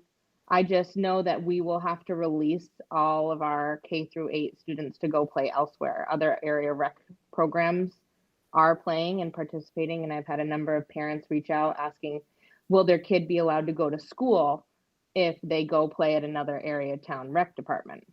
So much like dance or singing lessons or ice hockey or other things that folks do and kids participate in, that's just something that the only thing that I see being in, you know, a somewhat issue is those kids playing in area schools and then coming back to Weathersfield, just because other areas will offer those rec programs, which is everybody's own opinion, but not a problem. We'll sit tight and hope for spring and hope for maybe a late basketball season or definitely a spring, because we'll be outside and things are a bit safer there. So that's kind of my hope. Just, I know you guys already voted on the budget, but I just want to throw out a couple numbers for the next discussion. Is that something I've been thinking about? And a real easy way to knock off another $5,000 is that we institute a pay to play. So we charge our parents and our student athletes money to play like other area rec programs. I know we're run through the school and it's approved by the school budget, but if we want to knock it down, then we pay to play. For instance, I think last year I did a survey, Ludlow, for instance, their 5th and 6th grades, $40 a kid, $45 non-resident. Chester's $30 a kid. Claremont is $45 a kid. 3 through 6 basketball is $55 a kid. So just something to think about if that's how we want to shave some, sorry, my dog. If we want to shave a little bit of money off, we can easily institute a pay to play. And that's something I know parents would probably be more okay with if we continue to have a sports program. I think it would be detrimental to the sports program if we got rid of the feeder program. I think if Weathersfield was to move just to middle school, we would no longer have a program, because that feeder program is so important to get kids interested and involved starting at kindergarten. This year for soccer, we had over 25 kindergartner first graders. I mean, it was amazing. We had great numbers, great kids, COVID soccer, and we had amazing kids, and those kids will continue to play as they move up. And that's my hope with being at Weathersfield, is that get them interested younger and keep them interested longer. And if we got rid of that, we'd get rid of the sports program completely. And if that's what you want to do, then that's what you want to do. But I think we'd have some pretty upset parents. Another thing that we can easily get rid of is a porta potty. It's $650 a year. That's something that is out of my budget and something that we don't need to have, but we'll probably need to be able to have access to the inside of the gym if kids need to go to the bathroom. But that's almost $1,000 that we could shave off if we don't have to buy a porta potty. Line paint, a couple $100 a year. That's kind of, if we do the pay to play, we can take the money from kids' registration fees and put it towards things like that. So brainstorming a little bit, started to track back on the athletic budget and money, but I know that you guys are in a tough situation with the budget as a whole. So just my 2 cents. Thank you, Jessica. Does anyone know if Mark has made it back to the meeting? He left due to computer issues. Oh, look, yeah, he was having some volume issues. I think I do not see him back yet. Not back. Huh. Yeah, I didn't see him either. You still have a quorum, though. Yeah, Okay. Diana Filson's hand is up. Okay, Diana? So I understand what Jessica was saying about pay to play for Weathersfield, but when we were the athletic directors, Laura Berry and I, she did K4 and I did 5-8. we had talked about it with the athletic committee about doing that fee. But we decided that it was more important for our students to be able to play because we didn't want to have to have the families have to pay the cost. So Laura, when she did the younger program, she would try to use the same color t-shirts so the parents didn't have to spend money and buy another t-shirt each year. Because as Jean Marie and Dr. Baker and the board knows, with our poverty rate in Weathersfield, when you have some of our families are quite large, 4 or 5 children. So that's something to keep in mind, that if they can't afford to play and you want them to play, then you're going to have to get the money out of some special fund or something like we do, for the coats and hats and snow pants. So there's no really easy answer, but everything should be considered before, you make a decision like that. Thank you, Diana. Yeah, that's good. And I think the schools that I know that do the pay to play, to your point, Diane, I mean, I think they do always have some sort of scholarship funds set up for kids that, are needy. But we have to work that out, I think, because I would hate to see a kid not have access just because they couldn't afford to pay. But yeah, but I think it's a good point. Thanks for bringing that up. I think that's it on athletics. Okay, next up on the agenda is a response to teachers about COVID stress and possible solutions. And I think you guys with the extended day have already been working. I know that one of the main complaints was with the wind time, and that's been eliminated, correct? Yeah, that was putting a lot of pressure, I think, so that, that I think, may make some difference. But I think the teachers, and I know there are teachers here that maybe there are a few other things they might want to share tonight that, we're talking about at the supervisory union level, because we've got to, treat this with a certain sense of equity. But I don't know, was somebody going to speak on behalf of the teachers tonight? Laura, did you have anything you wanted to share? I certainly can. I don't have a problem with that. I know you never have. I don't. I really don't. So we did survey staff and ask, we've had several meetings with staff and just ask the questions like, what do you need? Basically, what do you need? What can we do to help? And some of the suggestions that came out of it, we had several suggestions of things. And so then we surveyed everyone, as you had asked us previously, and said, pick the top 3 that you think would really help with some of the stress and mental anxiety that you're feeling right now. And so we've been working really hard with the administrative team. And I think that we have the top 4 things that staff said could really help, 2 of which we have already taken care of and solved with the administrative team. So that's been great. One thing was letting snow days remain snow days instead of remote teaching days. That's not one that we've decided to do right now. We're still having snow days as remote days. However, the teachers are thinking that it's really hard to plan for an impromptu snow day to teach remotely. It's also really difficult for parents to be prepared for something like that. And it really adds to, it lessens the kids' fun of a snow day, to be able to get outside and to play and enjoy what's happening out there. So that to me is one thing that I think that we could still maybe talk about and discuss.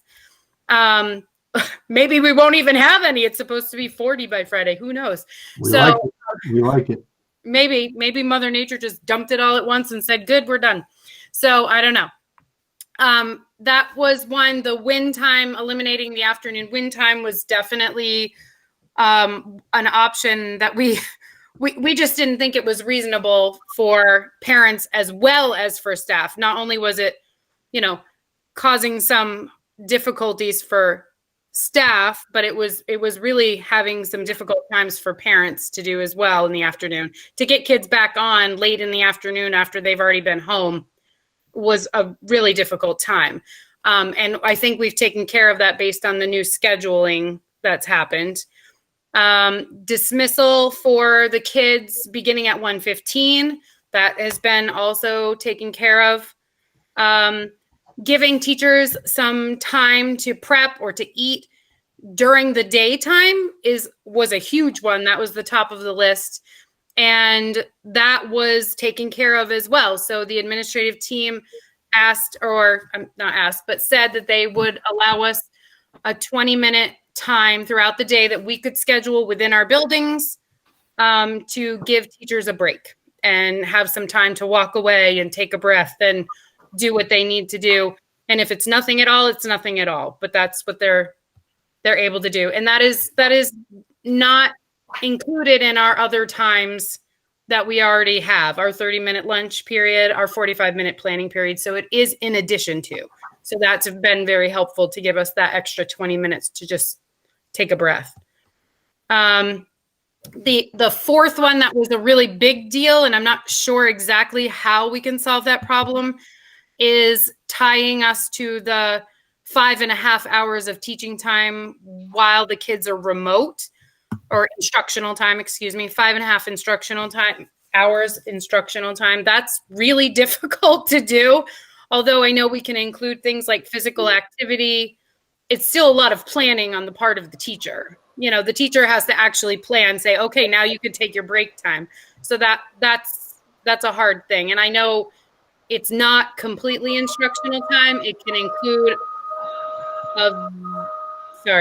I don't know if that's my feedback or somebody else's, but it can include a lot of different things, but that's 5.5 hours, grades 3 and up. So that's not the younger students. The younger students have a little less time, but I'll tell you, still 2 hours worth of time on the computer with kindergarten is not very fun. Jean Marie will account for that one, as she did one of my classes for 40 minutes and saw what it looked like. So yeah. So that was another big one that we are hoping that we can have some flexibility on the 5.5 hours of instructional time or remote time with the students per day.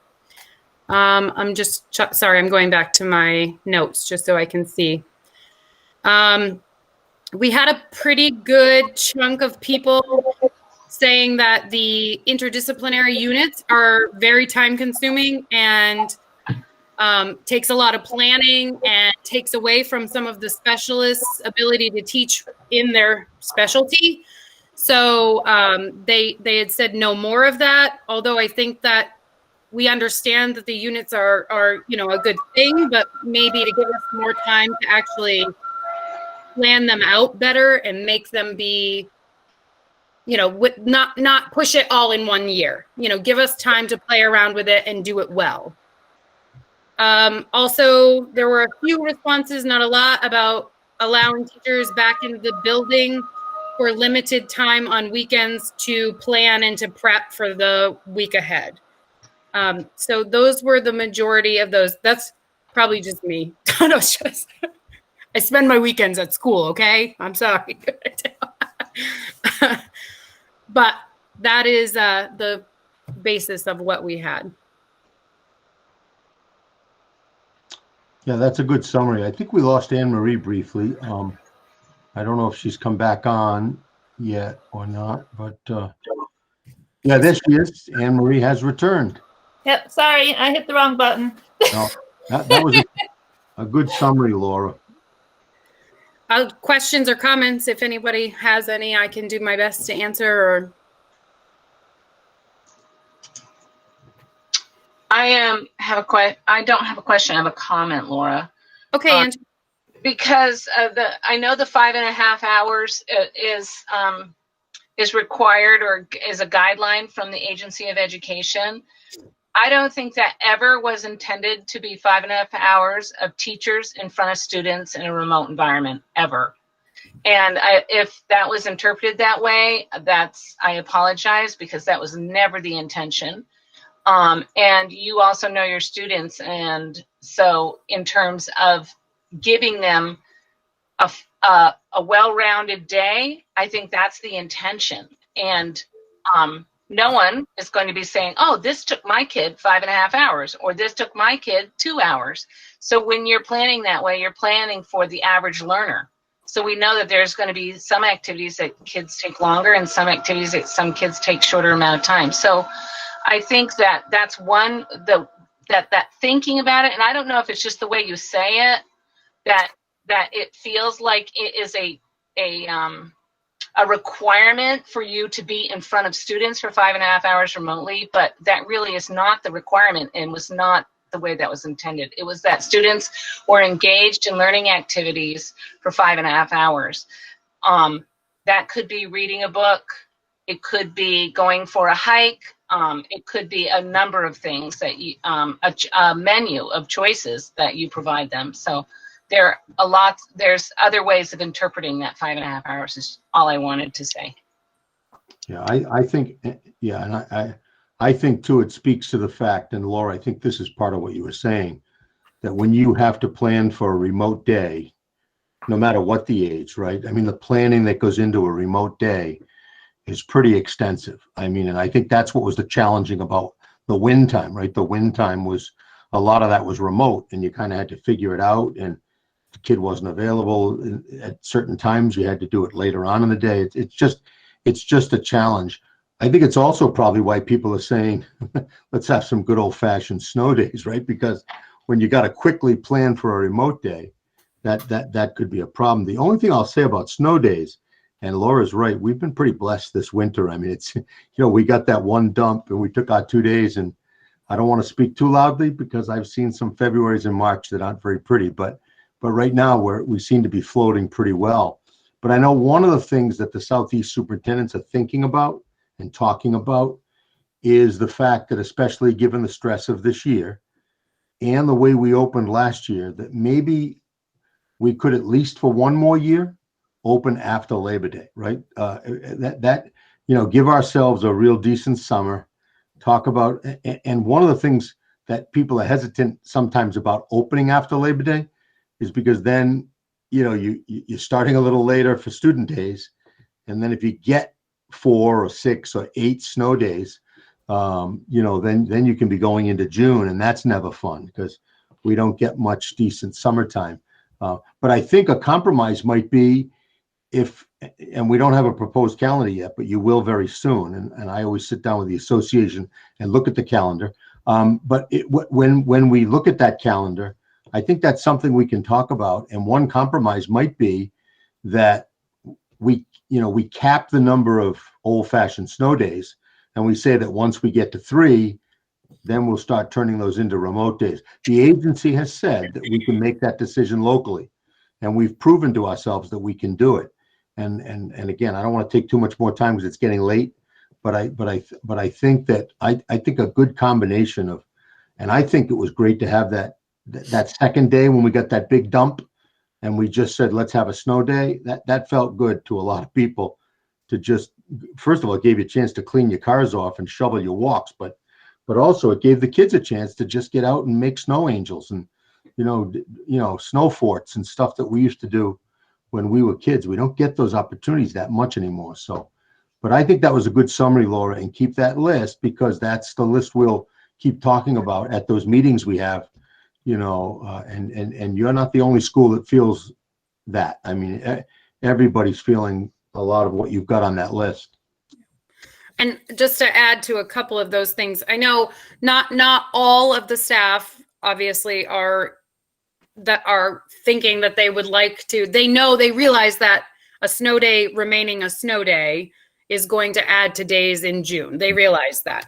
So I think the majority of the people were okay knowing that the couple more that we may have may add to our time at the end of the school year, but not everybody was in support of that. So I do want to make sure that I make that clear. But, I think a good majority of people did understand that would be what would happen. They weren't freebie days, but I also think for mental health reasons, allowing your alarm to be snoozed or shut off, is a good thing for most people. So, and then I think Jean Marie had asked a question in the chat regarding opening the gym for sports. And I know that the staff has also had a conversation about that. And I think the biggest piece to that is if we are not allowed to gather with our own families at this point, why would we bring additional people together in that way? I had people in tears talking about how it would change their, you know, the way they feel about coming to school and the safety of it and what their job would look like and all of the things that would, you know, that would be entailing how the kids coming into the school at different times and being together. So to me, if they're that uncomfortable with it, then I don't think it's a very good idea. And I believe the majority of the staff also feels the same, that having sports inside the building at this point in time is not wise, especially with the rise in cases and the different strands of that are going around as well. We have two hands up. Diana? Sorry, you all. It's always me. But anyways, I just wanted to say a few thank yous. I wanted to say thank you to Dr. Baker for calling that snow day like at 10 or 10:30 that morning of, because it gave us teachers that afternoon to get our Google Docs ready for our students so that we could post them on the Google Classroom. So on that next snow remote day, the students were able to just get right on to Google Classroom and we met with them. So thank you for doing that call. Also, thank you to the administration and the board for adding that 20-minute break in sometime during the day when we extend our day, because you can't believe how exciting that sounds, that 20 minutes. So thank you so much on that one. And the win time, you know, I might shoot myself on the foot here because I'm with the upper grades compared to the kindergarteners and everything. And some of my upper level students really like the win time because they have that connection because they're home alone and no one's around there. And so they really look to that. I told a student over vacation that we wouldn't be meeting on the first Monday remote. And she said, "Are we done? I said, no, we're not done right now." So, you know, it does take a lot of prep work that Dr. Baker was talking about as the middle level math teacher for me, you know, to help all the other paras. But there are also some students out there that really look forward to that. But we don't really hear thank yous all that often and the positive things. But I want to say that you're going in the right direction. And in regards to opening up for sports, I know that my colleagues and I have been stressed this week because we were waiting to hear what the board would decide tonight. So we were very nervous, and this isn't against anyone, but like outsiders would be coming into our building or that Laura Berry's classroom would be affected. You know, so I just want to say thank you again for that comment tonight about holding off right now for sports. So thank you all. Thank you, Diana. Thanks, Diana. Jean Marie? I have a clarifying question, and I don't know if Jessica Kishko is still on, but it didn't occur to me. She said that, you know, if we don't offer K-6 sports, then kids automatically can hook onto other rec programs. But I wanted to ask Dr. Baker, I know that when Claremont's numbers were so high, they still are, kids weren't allowed to go to dance. I mean, we asked the question, have you been outside of the state of Vermont?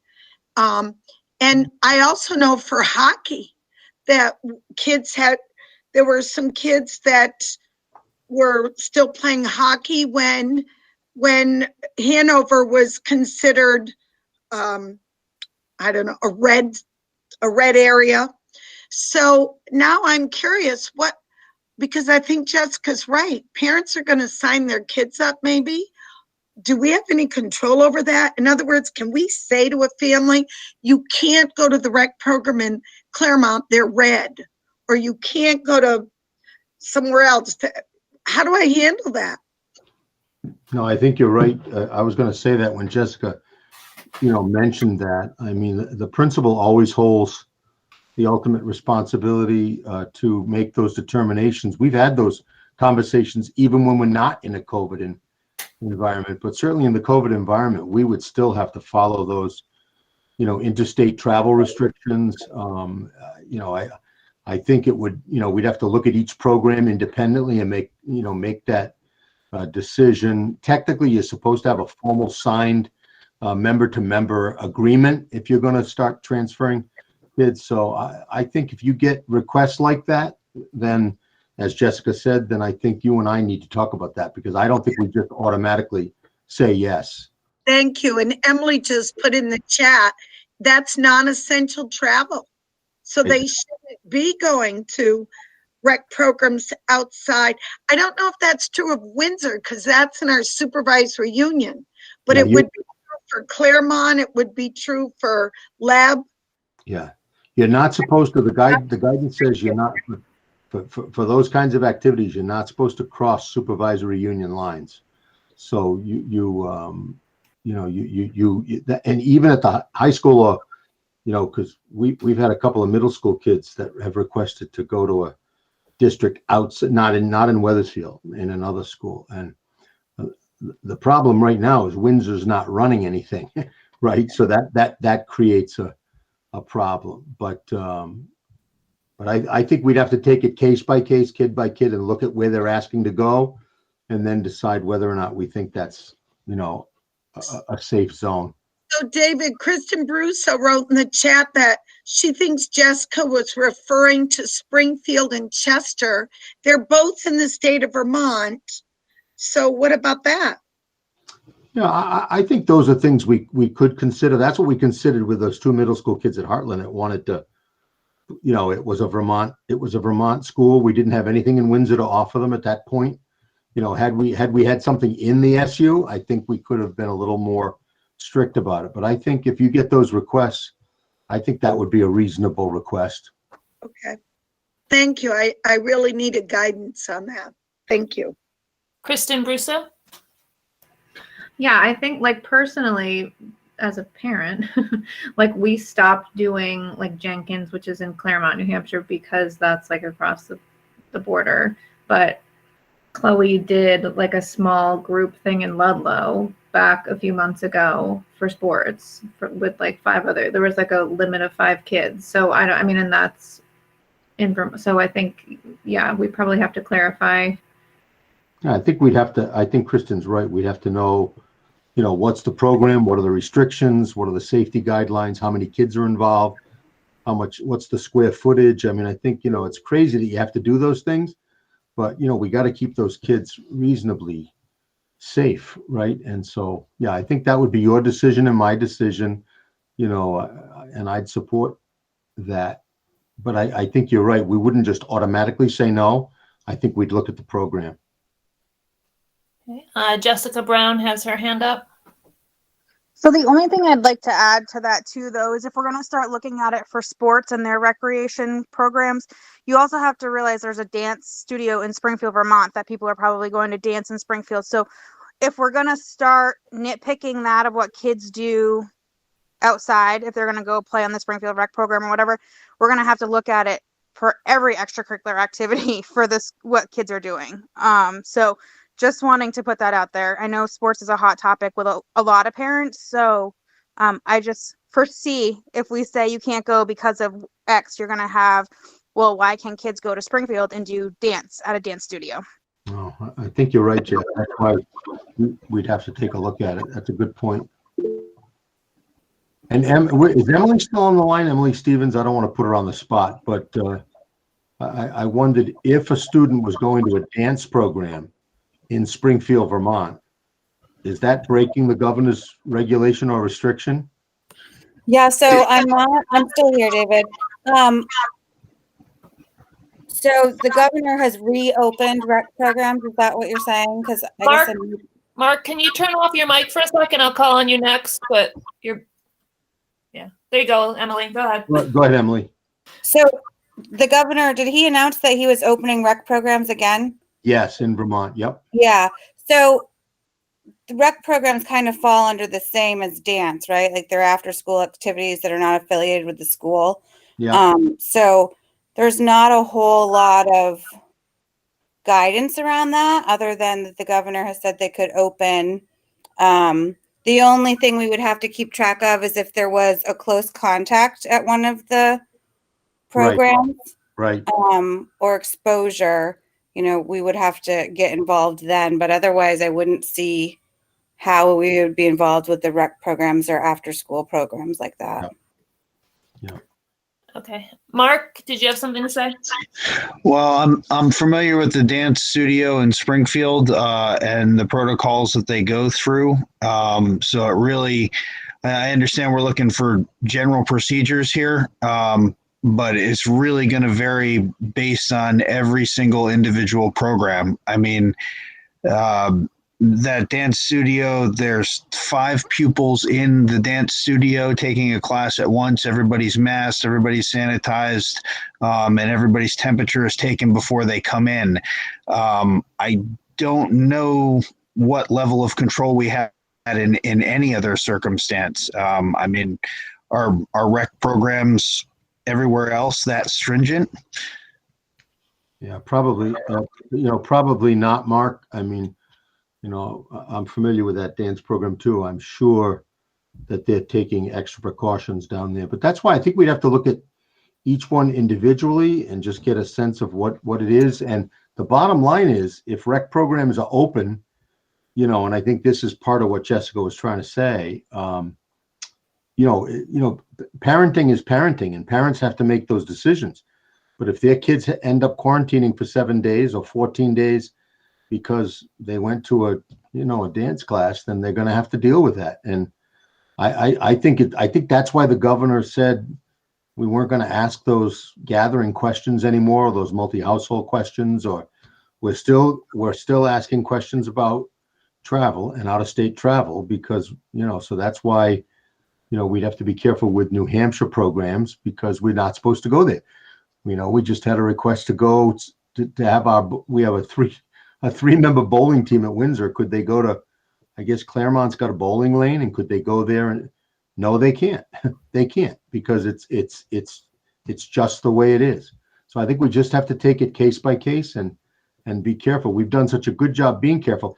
And I think Vermonters now know, if they've been watching the news, and I don't know anybody that's not watching the news these days. I'm sure people are paying attention to a lot of things in the news, but certainly, we're not in a good spot right now. It's really, and luckily we are, because we're in better shape than most in the nation. But even Vermont, I've heard that our local hospitals, I think I said that at the beginning, are starting to max out. We're really in a spike right now, and we just need to be careful. And I'll tell you, if I lived in Weathersfield, I wouldn't be right now, and I'm not judging anybody, I wouldn't be for the next couple of weeks looking for dance programs or recreation programs in other parts of the state. I think you'd be asking for trouble, but that's just my opinion, and 35 cents will get you a donut at Dunkin' Donuts. Okay, I think we should probably move on. It's almost we're ready. Let's go. 8:30.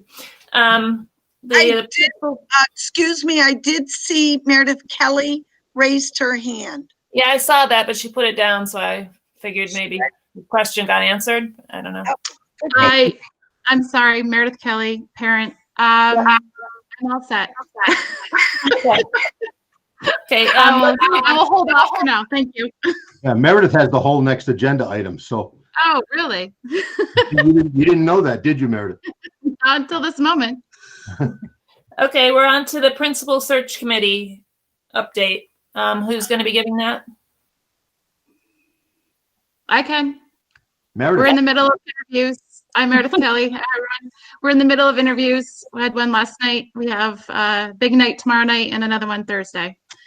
We will plan to gather next week to deliberate and discuss and pass on, hopefully, names to you all. Yeah. And the committee's done a great job, and Meredith, not to embarrass her, but she's the chair of the committee, and I'll tell you, it's been a lot of work, and she and BJ and Jessica Brown, who's on the phone too, and we've had it's been a lot of work, and just keeping organized and getting questions and all that stuff together. But it's great, and by the end of this week we'll have finished the interviews, and hopefully next week, like Meredith said, we'll be able to decide on some finalists that the board can look at, and then we'll talk about the next step with the board about that afterwards, because once people hit that finalist stage, it's going to be a lot of work for everybody at that point. This is a big decision for this town and for this school. Tough shoes to fill. Yeah, definitely. And we look forward to hearing the recommendations. I guess let's move on to the next item, which is Hicks Nichols. And Kristen, did you want to lead that discussion? We just had one question about the members. What is our, or I guess it's just to the board, about term lengths? Like, are we members on the Hicks-Nichols committee for, did we specify that, like a year? It was specified. It was, I'm not sure who was what, but there were some people that were 3, some that were 2, and some that were 1. And then, like, as you go off, the next person to fill your seat will be 3 years. Okay, because I don't want it staggered. No. You don't know who to. Do we have that in the minutes somewhere from that meeting when? I don't think. Maybe it was, but I'm not sure that it was specified to each person. The Hicks-Nichols, from what I remember, this is just memory, it was supposed to decide which terms they wanted to take. We didn't necessarily know the terms. You guys didn't. They were supposed to make that decision themselves. Like Kristen, well, I don't know if she can, probably needs to be 3 because she's on the board, but like each person, where there's 2 of them, one will be, they were going to sign. So it would be a mixture, like maybe Diana Day and the other staff member would be a different amount. Eventually, it will be 3 years for each, which will be easier. I think Diana left, but I'll reiterate to the committee. Yeah, that sounds good. And it would be nice, maybe, Kristen, to bring a recommendation back to the board as to what that might look like, and then we can, make that decision. Okay. Next up is the principal report. Jean Marie. Hi, I'm looking at the late time. It's 8:33, and I was going to talk a little bit about the remote kids coming back, but you already know that we have 10 definite, and we have 3 on the fence. So those numbers may go up, they may go down. The other thing I wanted to mention is, we had a couple of families that are in quarantine right now, and a couple of our adults that work in the school community. So, and of course, I want to be very cognizant of not violating anyone's rights, but I do want to be frank and say that, even the most innocuous things can sometimes result in a quarantine. And so we've had kids out of school this week because of it, and even some folks that work for us. So I want to be transparent. I think David said that already in something that went out, but it does happen. And again, I have to say, wouldn't it happen on the weekend? And there's things you people don't know that I know. And I'm just going to say, for example, the state was out straight this weekend because there were some surveillance tests that went on last week, and some people in schools were COVID positive. They were overwhelmed with their workload.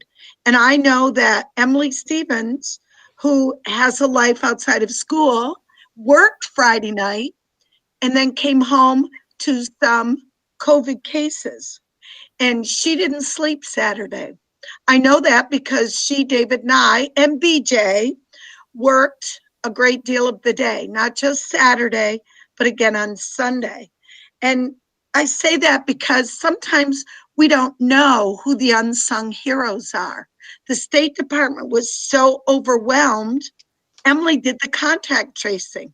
Emily contacted all the folks that were involved in the situation. David and I helped in other ways, but again, I just want you to know that these are things you might not hear about or know about, but they go on behind the scenes, and I think it's what makes Weathersfield great.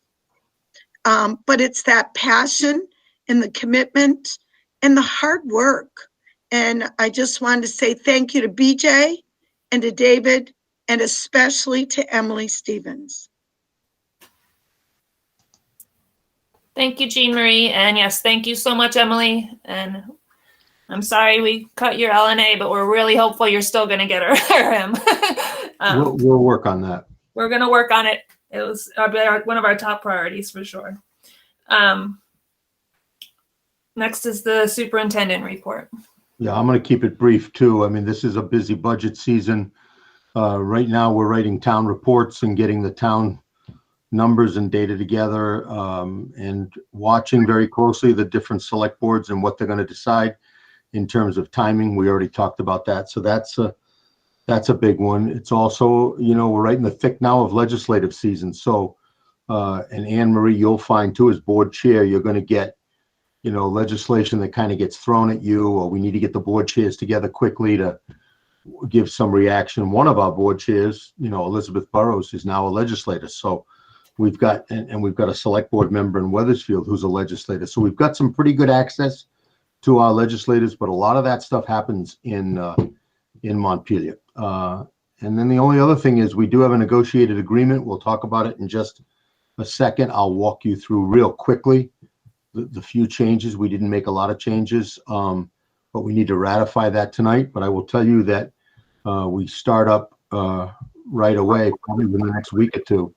We're going to start negotiating for next year's contract, so it doesn't stop. I think that's it for me. Okay. Up next is our items for action, and that's the teachers' contracts. Good. That's So, again, David. yeah. So first of all, I want to thank Sean Whalen. Was your representative for a long time, and he did a great job. He came to every single negotiating session. I think represented the Weathersfield board well. It was tough because he left. When he resigned, we were right at the middle of, pretty much making the final decisions. But he and I talked about it, and there was no way that, he was going to be able to complete that task. So Mark pitched in for a little while, and then we got some legal advice that Mark, because he has a spouse that works in the school, that really probably wasn't the best idea. And Mark was very transparent about that. So then Jackie stepped up, and Jackie is your new representative to the negotiating team, and so she'll help negotiate next year's contract.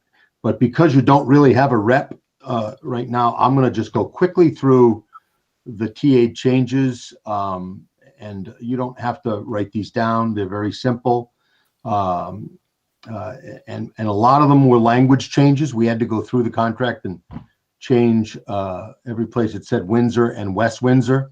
We had to put Mount Ascutney, right, because that's the new district. We also we had a discussion about how much notice for a posted vacancy, and how we were going to post those vacancies, and we basically said internal postings shall remain available for 5 days before any interviews begin, so that people have a chance, if they're interested in the vacancy, to be a part of it. Under 11.1, we talked about teachers who participate in voluntary summer professional development will be paid at a curriculum rate of $30 an hour, and that was agreed to by the teachers, and they want to do that work, and the ones who want to do that work agreed to that pay rate. Religious holidays, this was one we discussed for a long time. We have the standard traditional Judeo-Christian holidays, but there are some other holidays that we don't always recognize that might fall under Buddhism or Hinduism, or and so the thought was that teachers should be eligible, and we do have language now that teachers will be eligible for up to 2 additional days of paid leave for religious holidays not otherwise specified by the school calendar. And that received some discussion, but everybody felt that was fair. That just because I, in a Christian tradition, get Christmas off, I may not, if I'm not in that regard, and I have a holiday that means a lot to me, then I think I need to be able to request that. So that's now in the contract. We did add a special education team leader. There were team leaders for all the other departments, mostly at the high school. That team leader will get paid exactly the same per year that every other team leader gets paid, $2,317 for the year. And the term of the contract will be through June 30th, 2021. And we were budgeted for about 2.5 new money for salaries, and the teachers agreed to, not much more than that. We're at about the 3.3 3.2% new money range. So the teachers understood that we're in a difficult position right now. There were other districts around us that settled at 4% new money, more than 4% new money. We ended up at 3.25% new money. So that changed the schedule a little bit. And then the last thing, we had to insert the new health language in the contract that's negotiated at the state level. So we didn't have anything to say about that. And last but not least, we now have a unified day in the supervisory union. So the language for the school day is the same across the three districts. And that's very helpful. Heartland used to work less time because of the way their contract was worded. And we had to give Heartland a little premium to make that happen, but we did. And Heartland's going to pick up that tab, not you, so you don't have to worry about that. And now we have a unified school day. So I would recommend that somebody move, if you have any questions, I'll answer them, but I'd recommend somebody move to ratify the newly negotiated contract for, believe it or not, it's for this year, for 2020, 2021.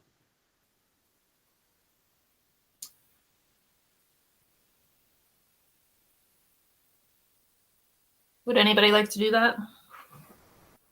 I'll move to ratify the teacher contracts for 2021, right? Do I hear a second?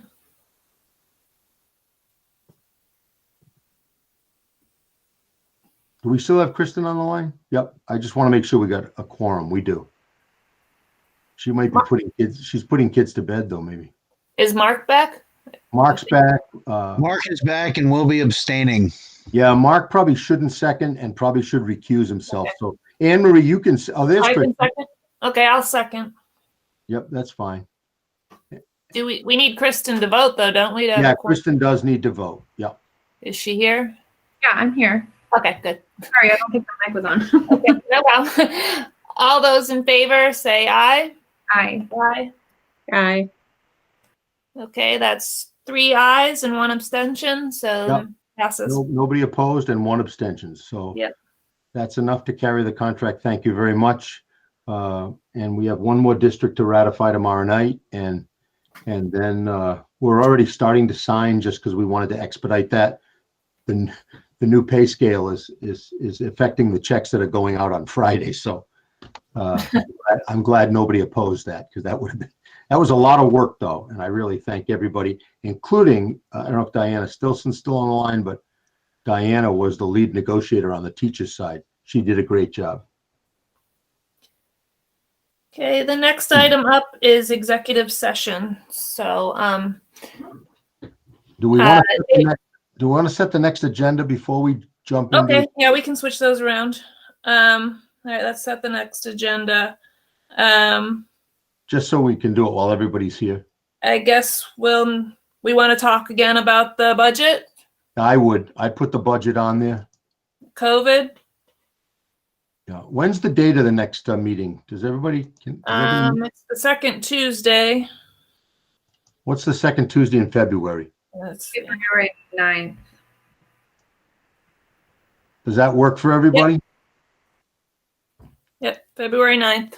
Because I'm going to send out the invite. I'm going to send out the invite right now. So. Are we going to want to talk about athletics again? I guess. Should we put athletics on? I would. I would. Yeah. Just for an update. I would.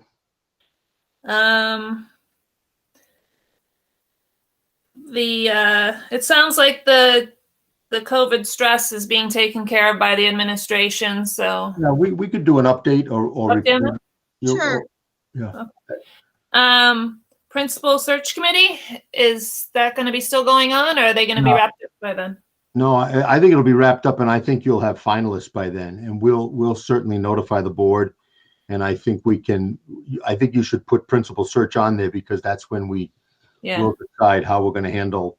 Let's say you get 2 finalists or 3 finalists. We'll talk about how we want to set those interviews up. Okay. Does anyone have anything else to add? You're going to need to have the town meeting date added on there if you don't have it already. Yeah, good. In Established. case there's an update on that. Yeah, an update on what day they chose. Yeah. Anything else? John, my husband, is listening to the board meeting as it goes on, and they haven't made a decision yet about changing the town meeting tonight. So I thought that was happening as we were meeting tonight, that they were making their final decision. I think they may have been waiting for us, but although I did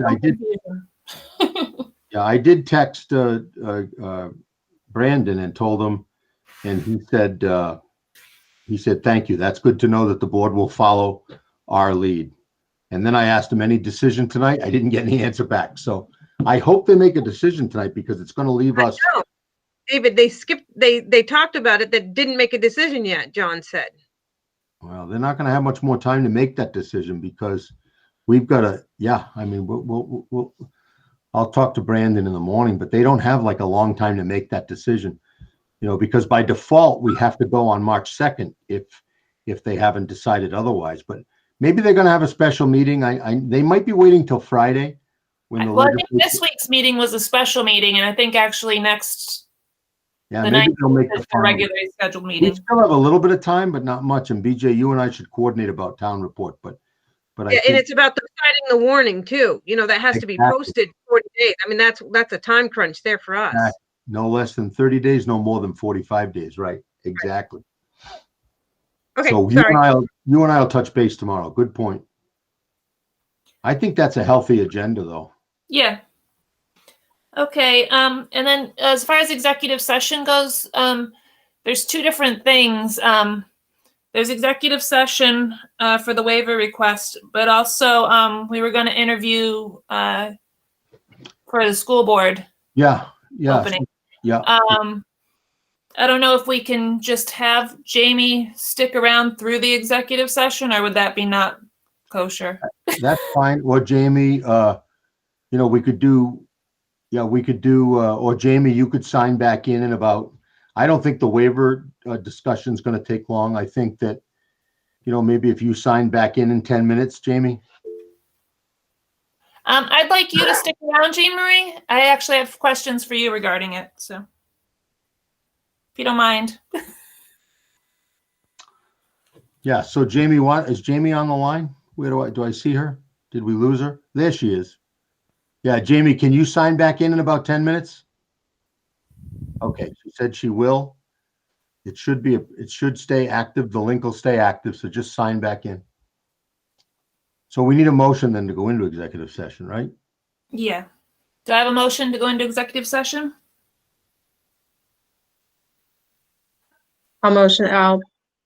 Jackie. Yes. Moved. Yep. Moved. Sorry. Mark seconds. Oh, Okay. Mark. Oh, okay. All in favor? Aye. Aye.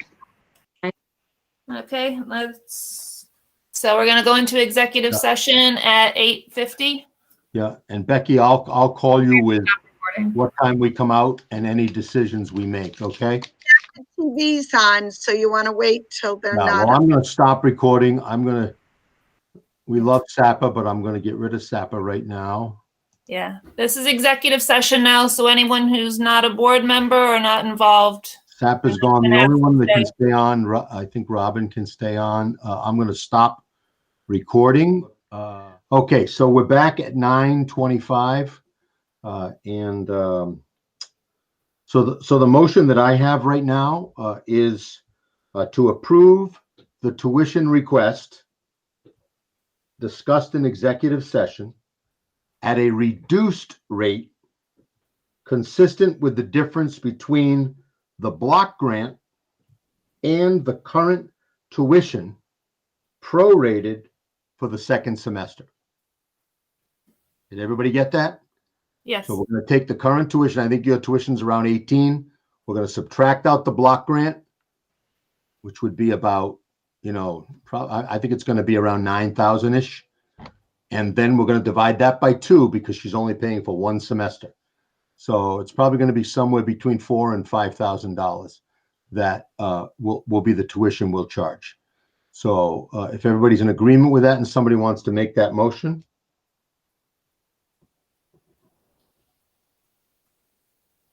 a motion to move on what David has outlined, stated.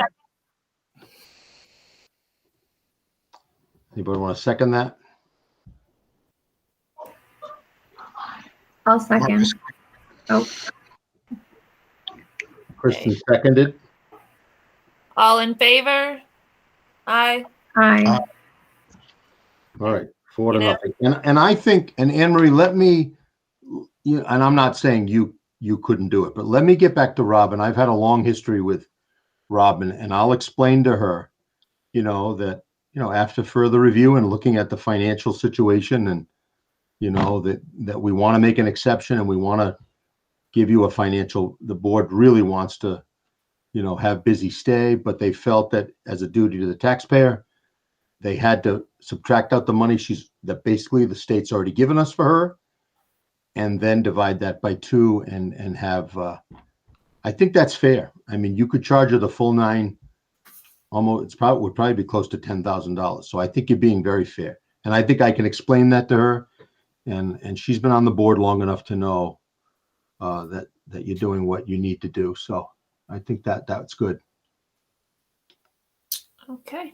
And then, we don't have Jamie yet. So I don't know if anybody wants to stick around and wait, or if we want to just end the meeting and we'll call her to. I would like to interview her before our next meeting, so we could appoint her at the beginning of our next meeting. That would be nice if we could have even if we just took a half hour sometime, just call a special meeting to interview her. Or here's the other thing you could do. It's up to you. You could designate 2 of you that are going to meet with her and interview her, and just get a sense of, why she wants to be on the board. That way you don't have to warn a meeting and keep minutes and have an agenda and all that stuff. That's another option. Okay. Does anyone want to do that, or? You could do that informally. I mean, I'm willing to meet with her whenever. Yeah, I'm happy to, if Anne Marie, you want to do it with me. Okay. So Kristen and I. Yeah, I think that would be great. I think that's a good way to do it. And then I think you 2 could make a recommendation at the next board meeting. I mean, the truth is you're getting, this is the other thing to think about. You are getting close enough now. I mean, February, and this will depend on whether they change the date. It's almost ridiculous to some degree in February when she's going to have to run again March 2nd. But if they move that date to May, right, then I think you should do it. And I think you could tell her that when you interview with her, right, that, if she's still interested and you feel good about her service, then you'd appoint her in February. But if not, I guess she could just run in March. Yeah, and we probably should let her know that she should probably fill out a form soon, right? Is there a deadline for filling out that form? Yeah, believe it or not, it's January 25th. So you need to get that form filled out. Okay, so Kristen, you and I should probably meet with her before the 25th. And Kristen, I know Floyd said that they are waiving having to have signatures this year for petitions. So yeah, which is good. That's good. Good. And Kristen, maybe, whenever she responds, I was going to say maybe Kristen also can get the dirt from her dad around what happened tonight, and and tell them it would be to our favor to wait. So if they've got the authority to postpone, I've already told him that, and I told Brandon that, but don't be afraid to use a little daughter pressure and tell him, hey, look. He doesn't cave to daughter pressure. You met him. You know him. I bet he does. But he might be more likely to do that than to superintendent pressure. Trust me. I mean, that's the way. But yeah, but it would be great to get that to happen. And they might have only waited tonight because I think the legislature is going to sign the bill into law by Friday that gives them the authority. So that might be what they're waiting for. But Brandon seemed to think they were ready to wait. Now, I also think they're ready to wait because they talked about having, voting outside or a town meeting outside under a tent. And I'm not sure that's not ambitious, but if we could just get the date postponed, we can work that out later. Yeah. Okay. I think just a motion to adjourn, and then Anne, will you reach out to Jamie? I'll reach out to Jamie. Kristen, do you want to send me like your availability in the next couple of weeks? Yeah, sure. Okay. Yeah, you probably should try to do it. I feel bad for her. We kicked her out a couple of times. Yeah. Okay. All right. Do I have a motion to adjourn? So moved. Mark moved. I'll second. Jacqueline second. All in favor? Aye. Aye. Okay, unanimous. It's time to go bye-bye. All right, Have a good night, everybody. You got a lot done, so good work. Yeah. Thank you, everybody.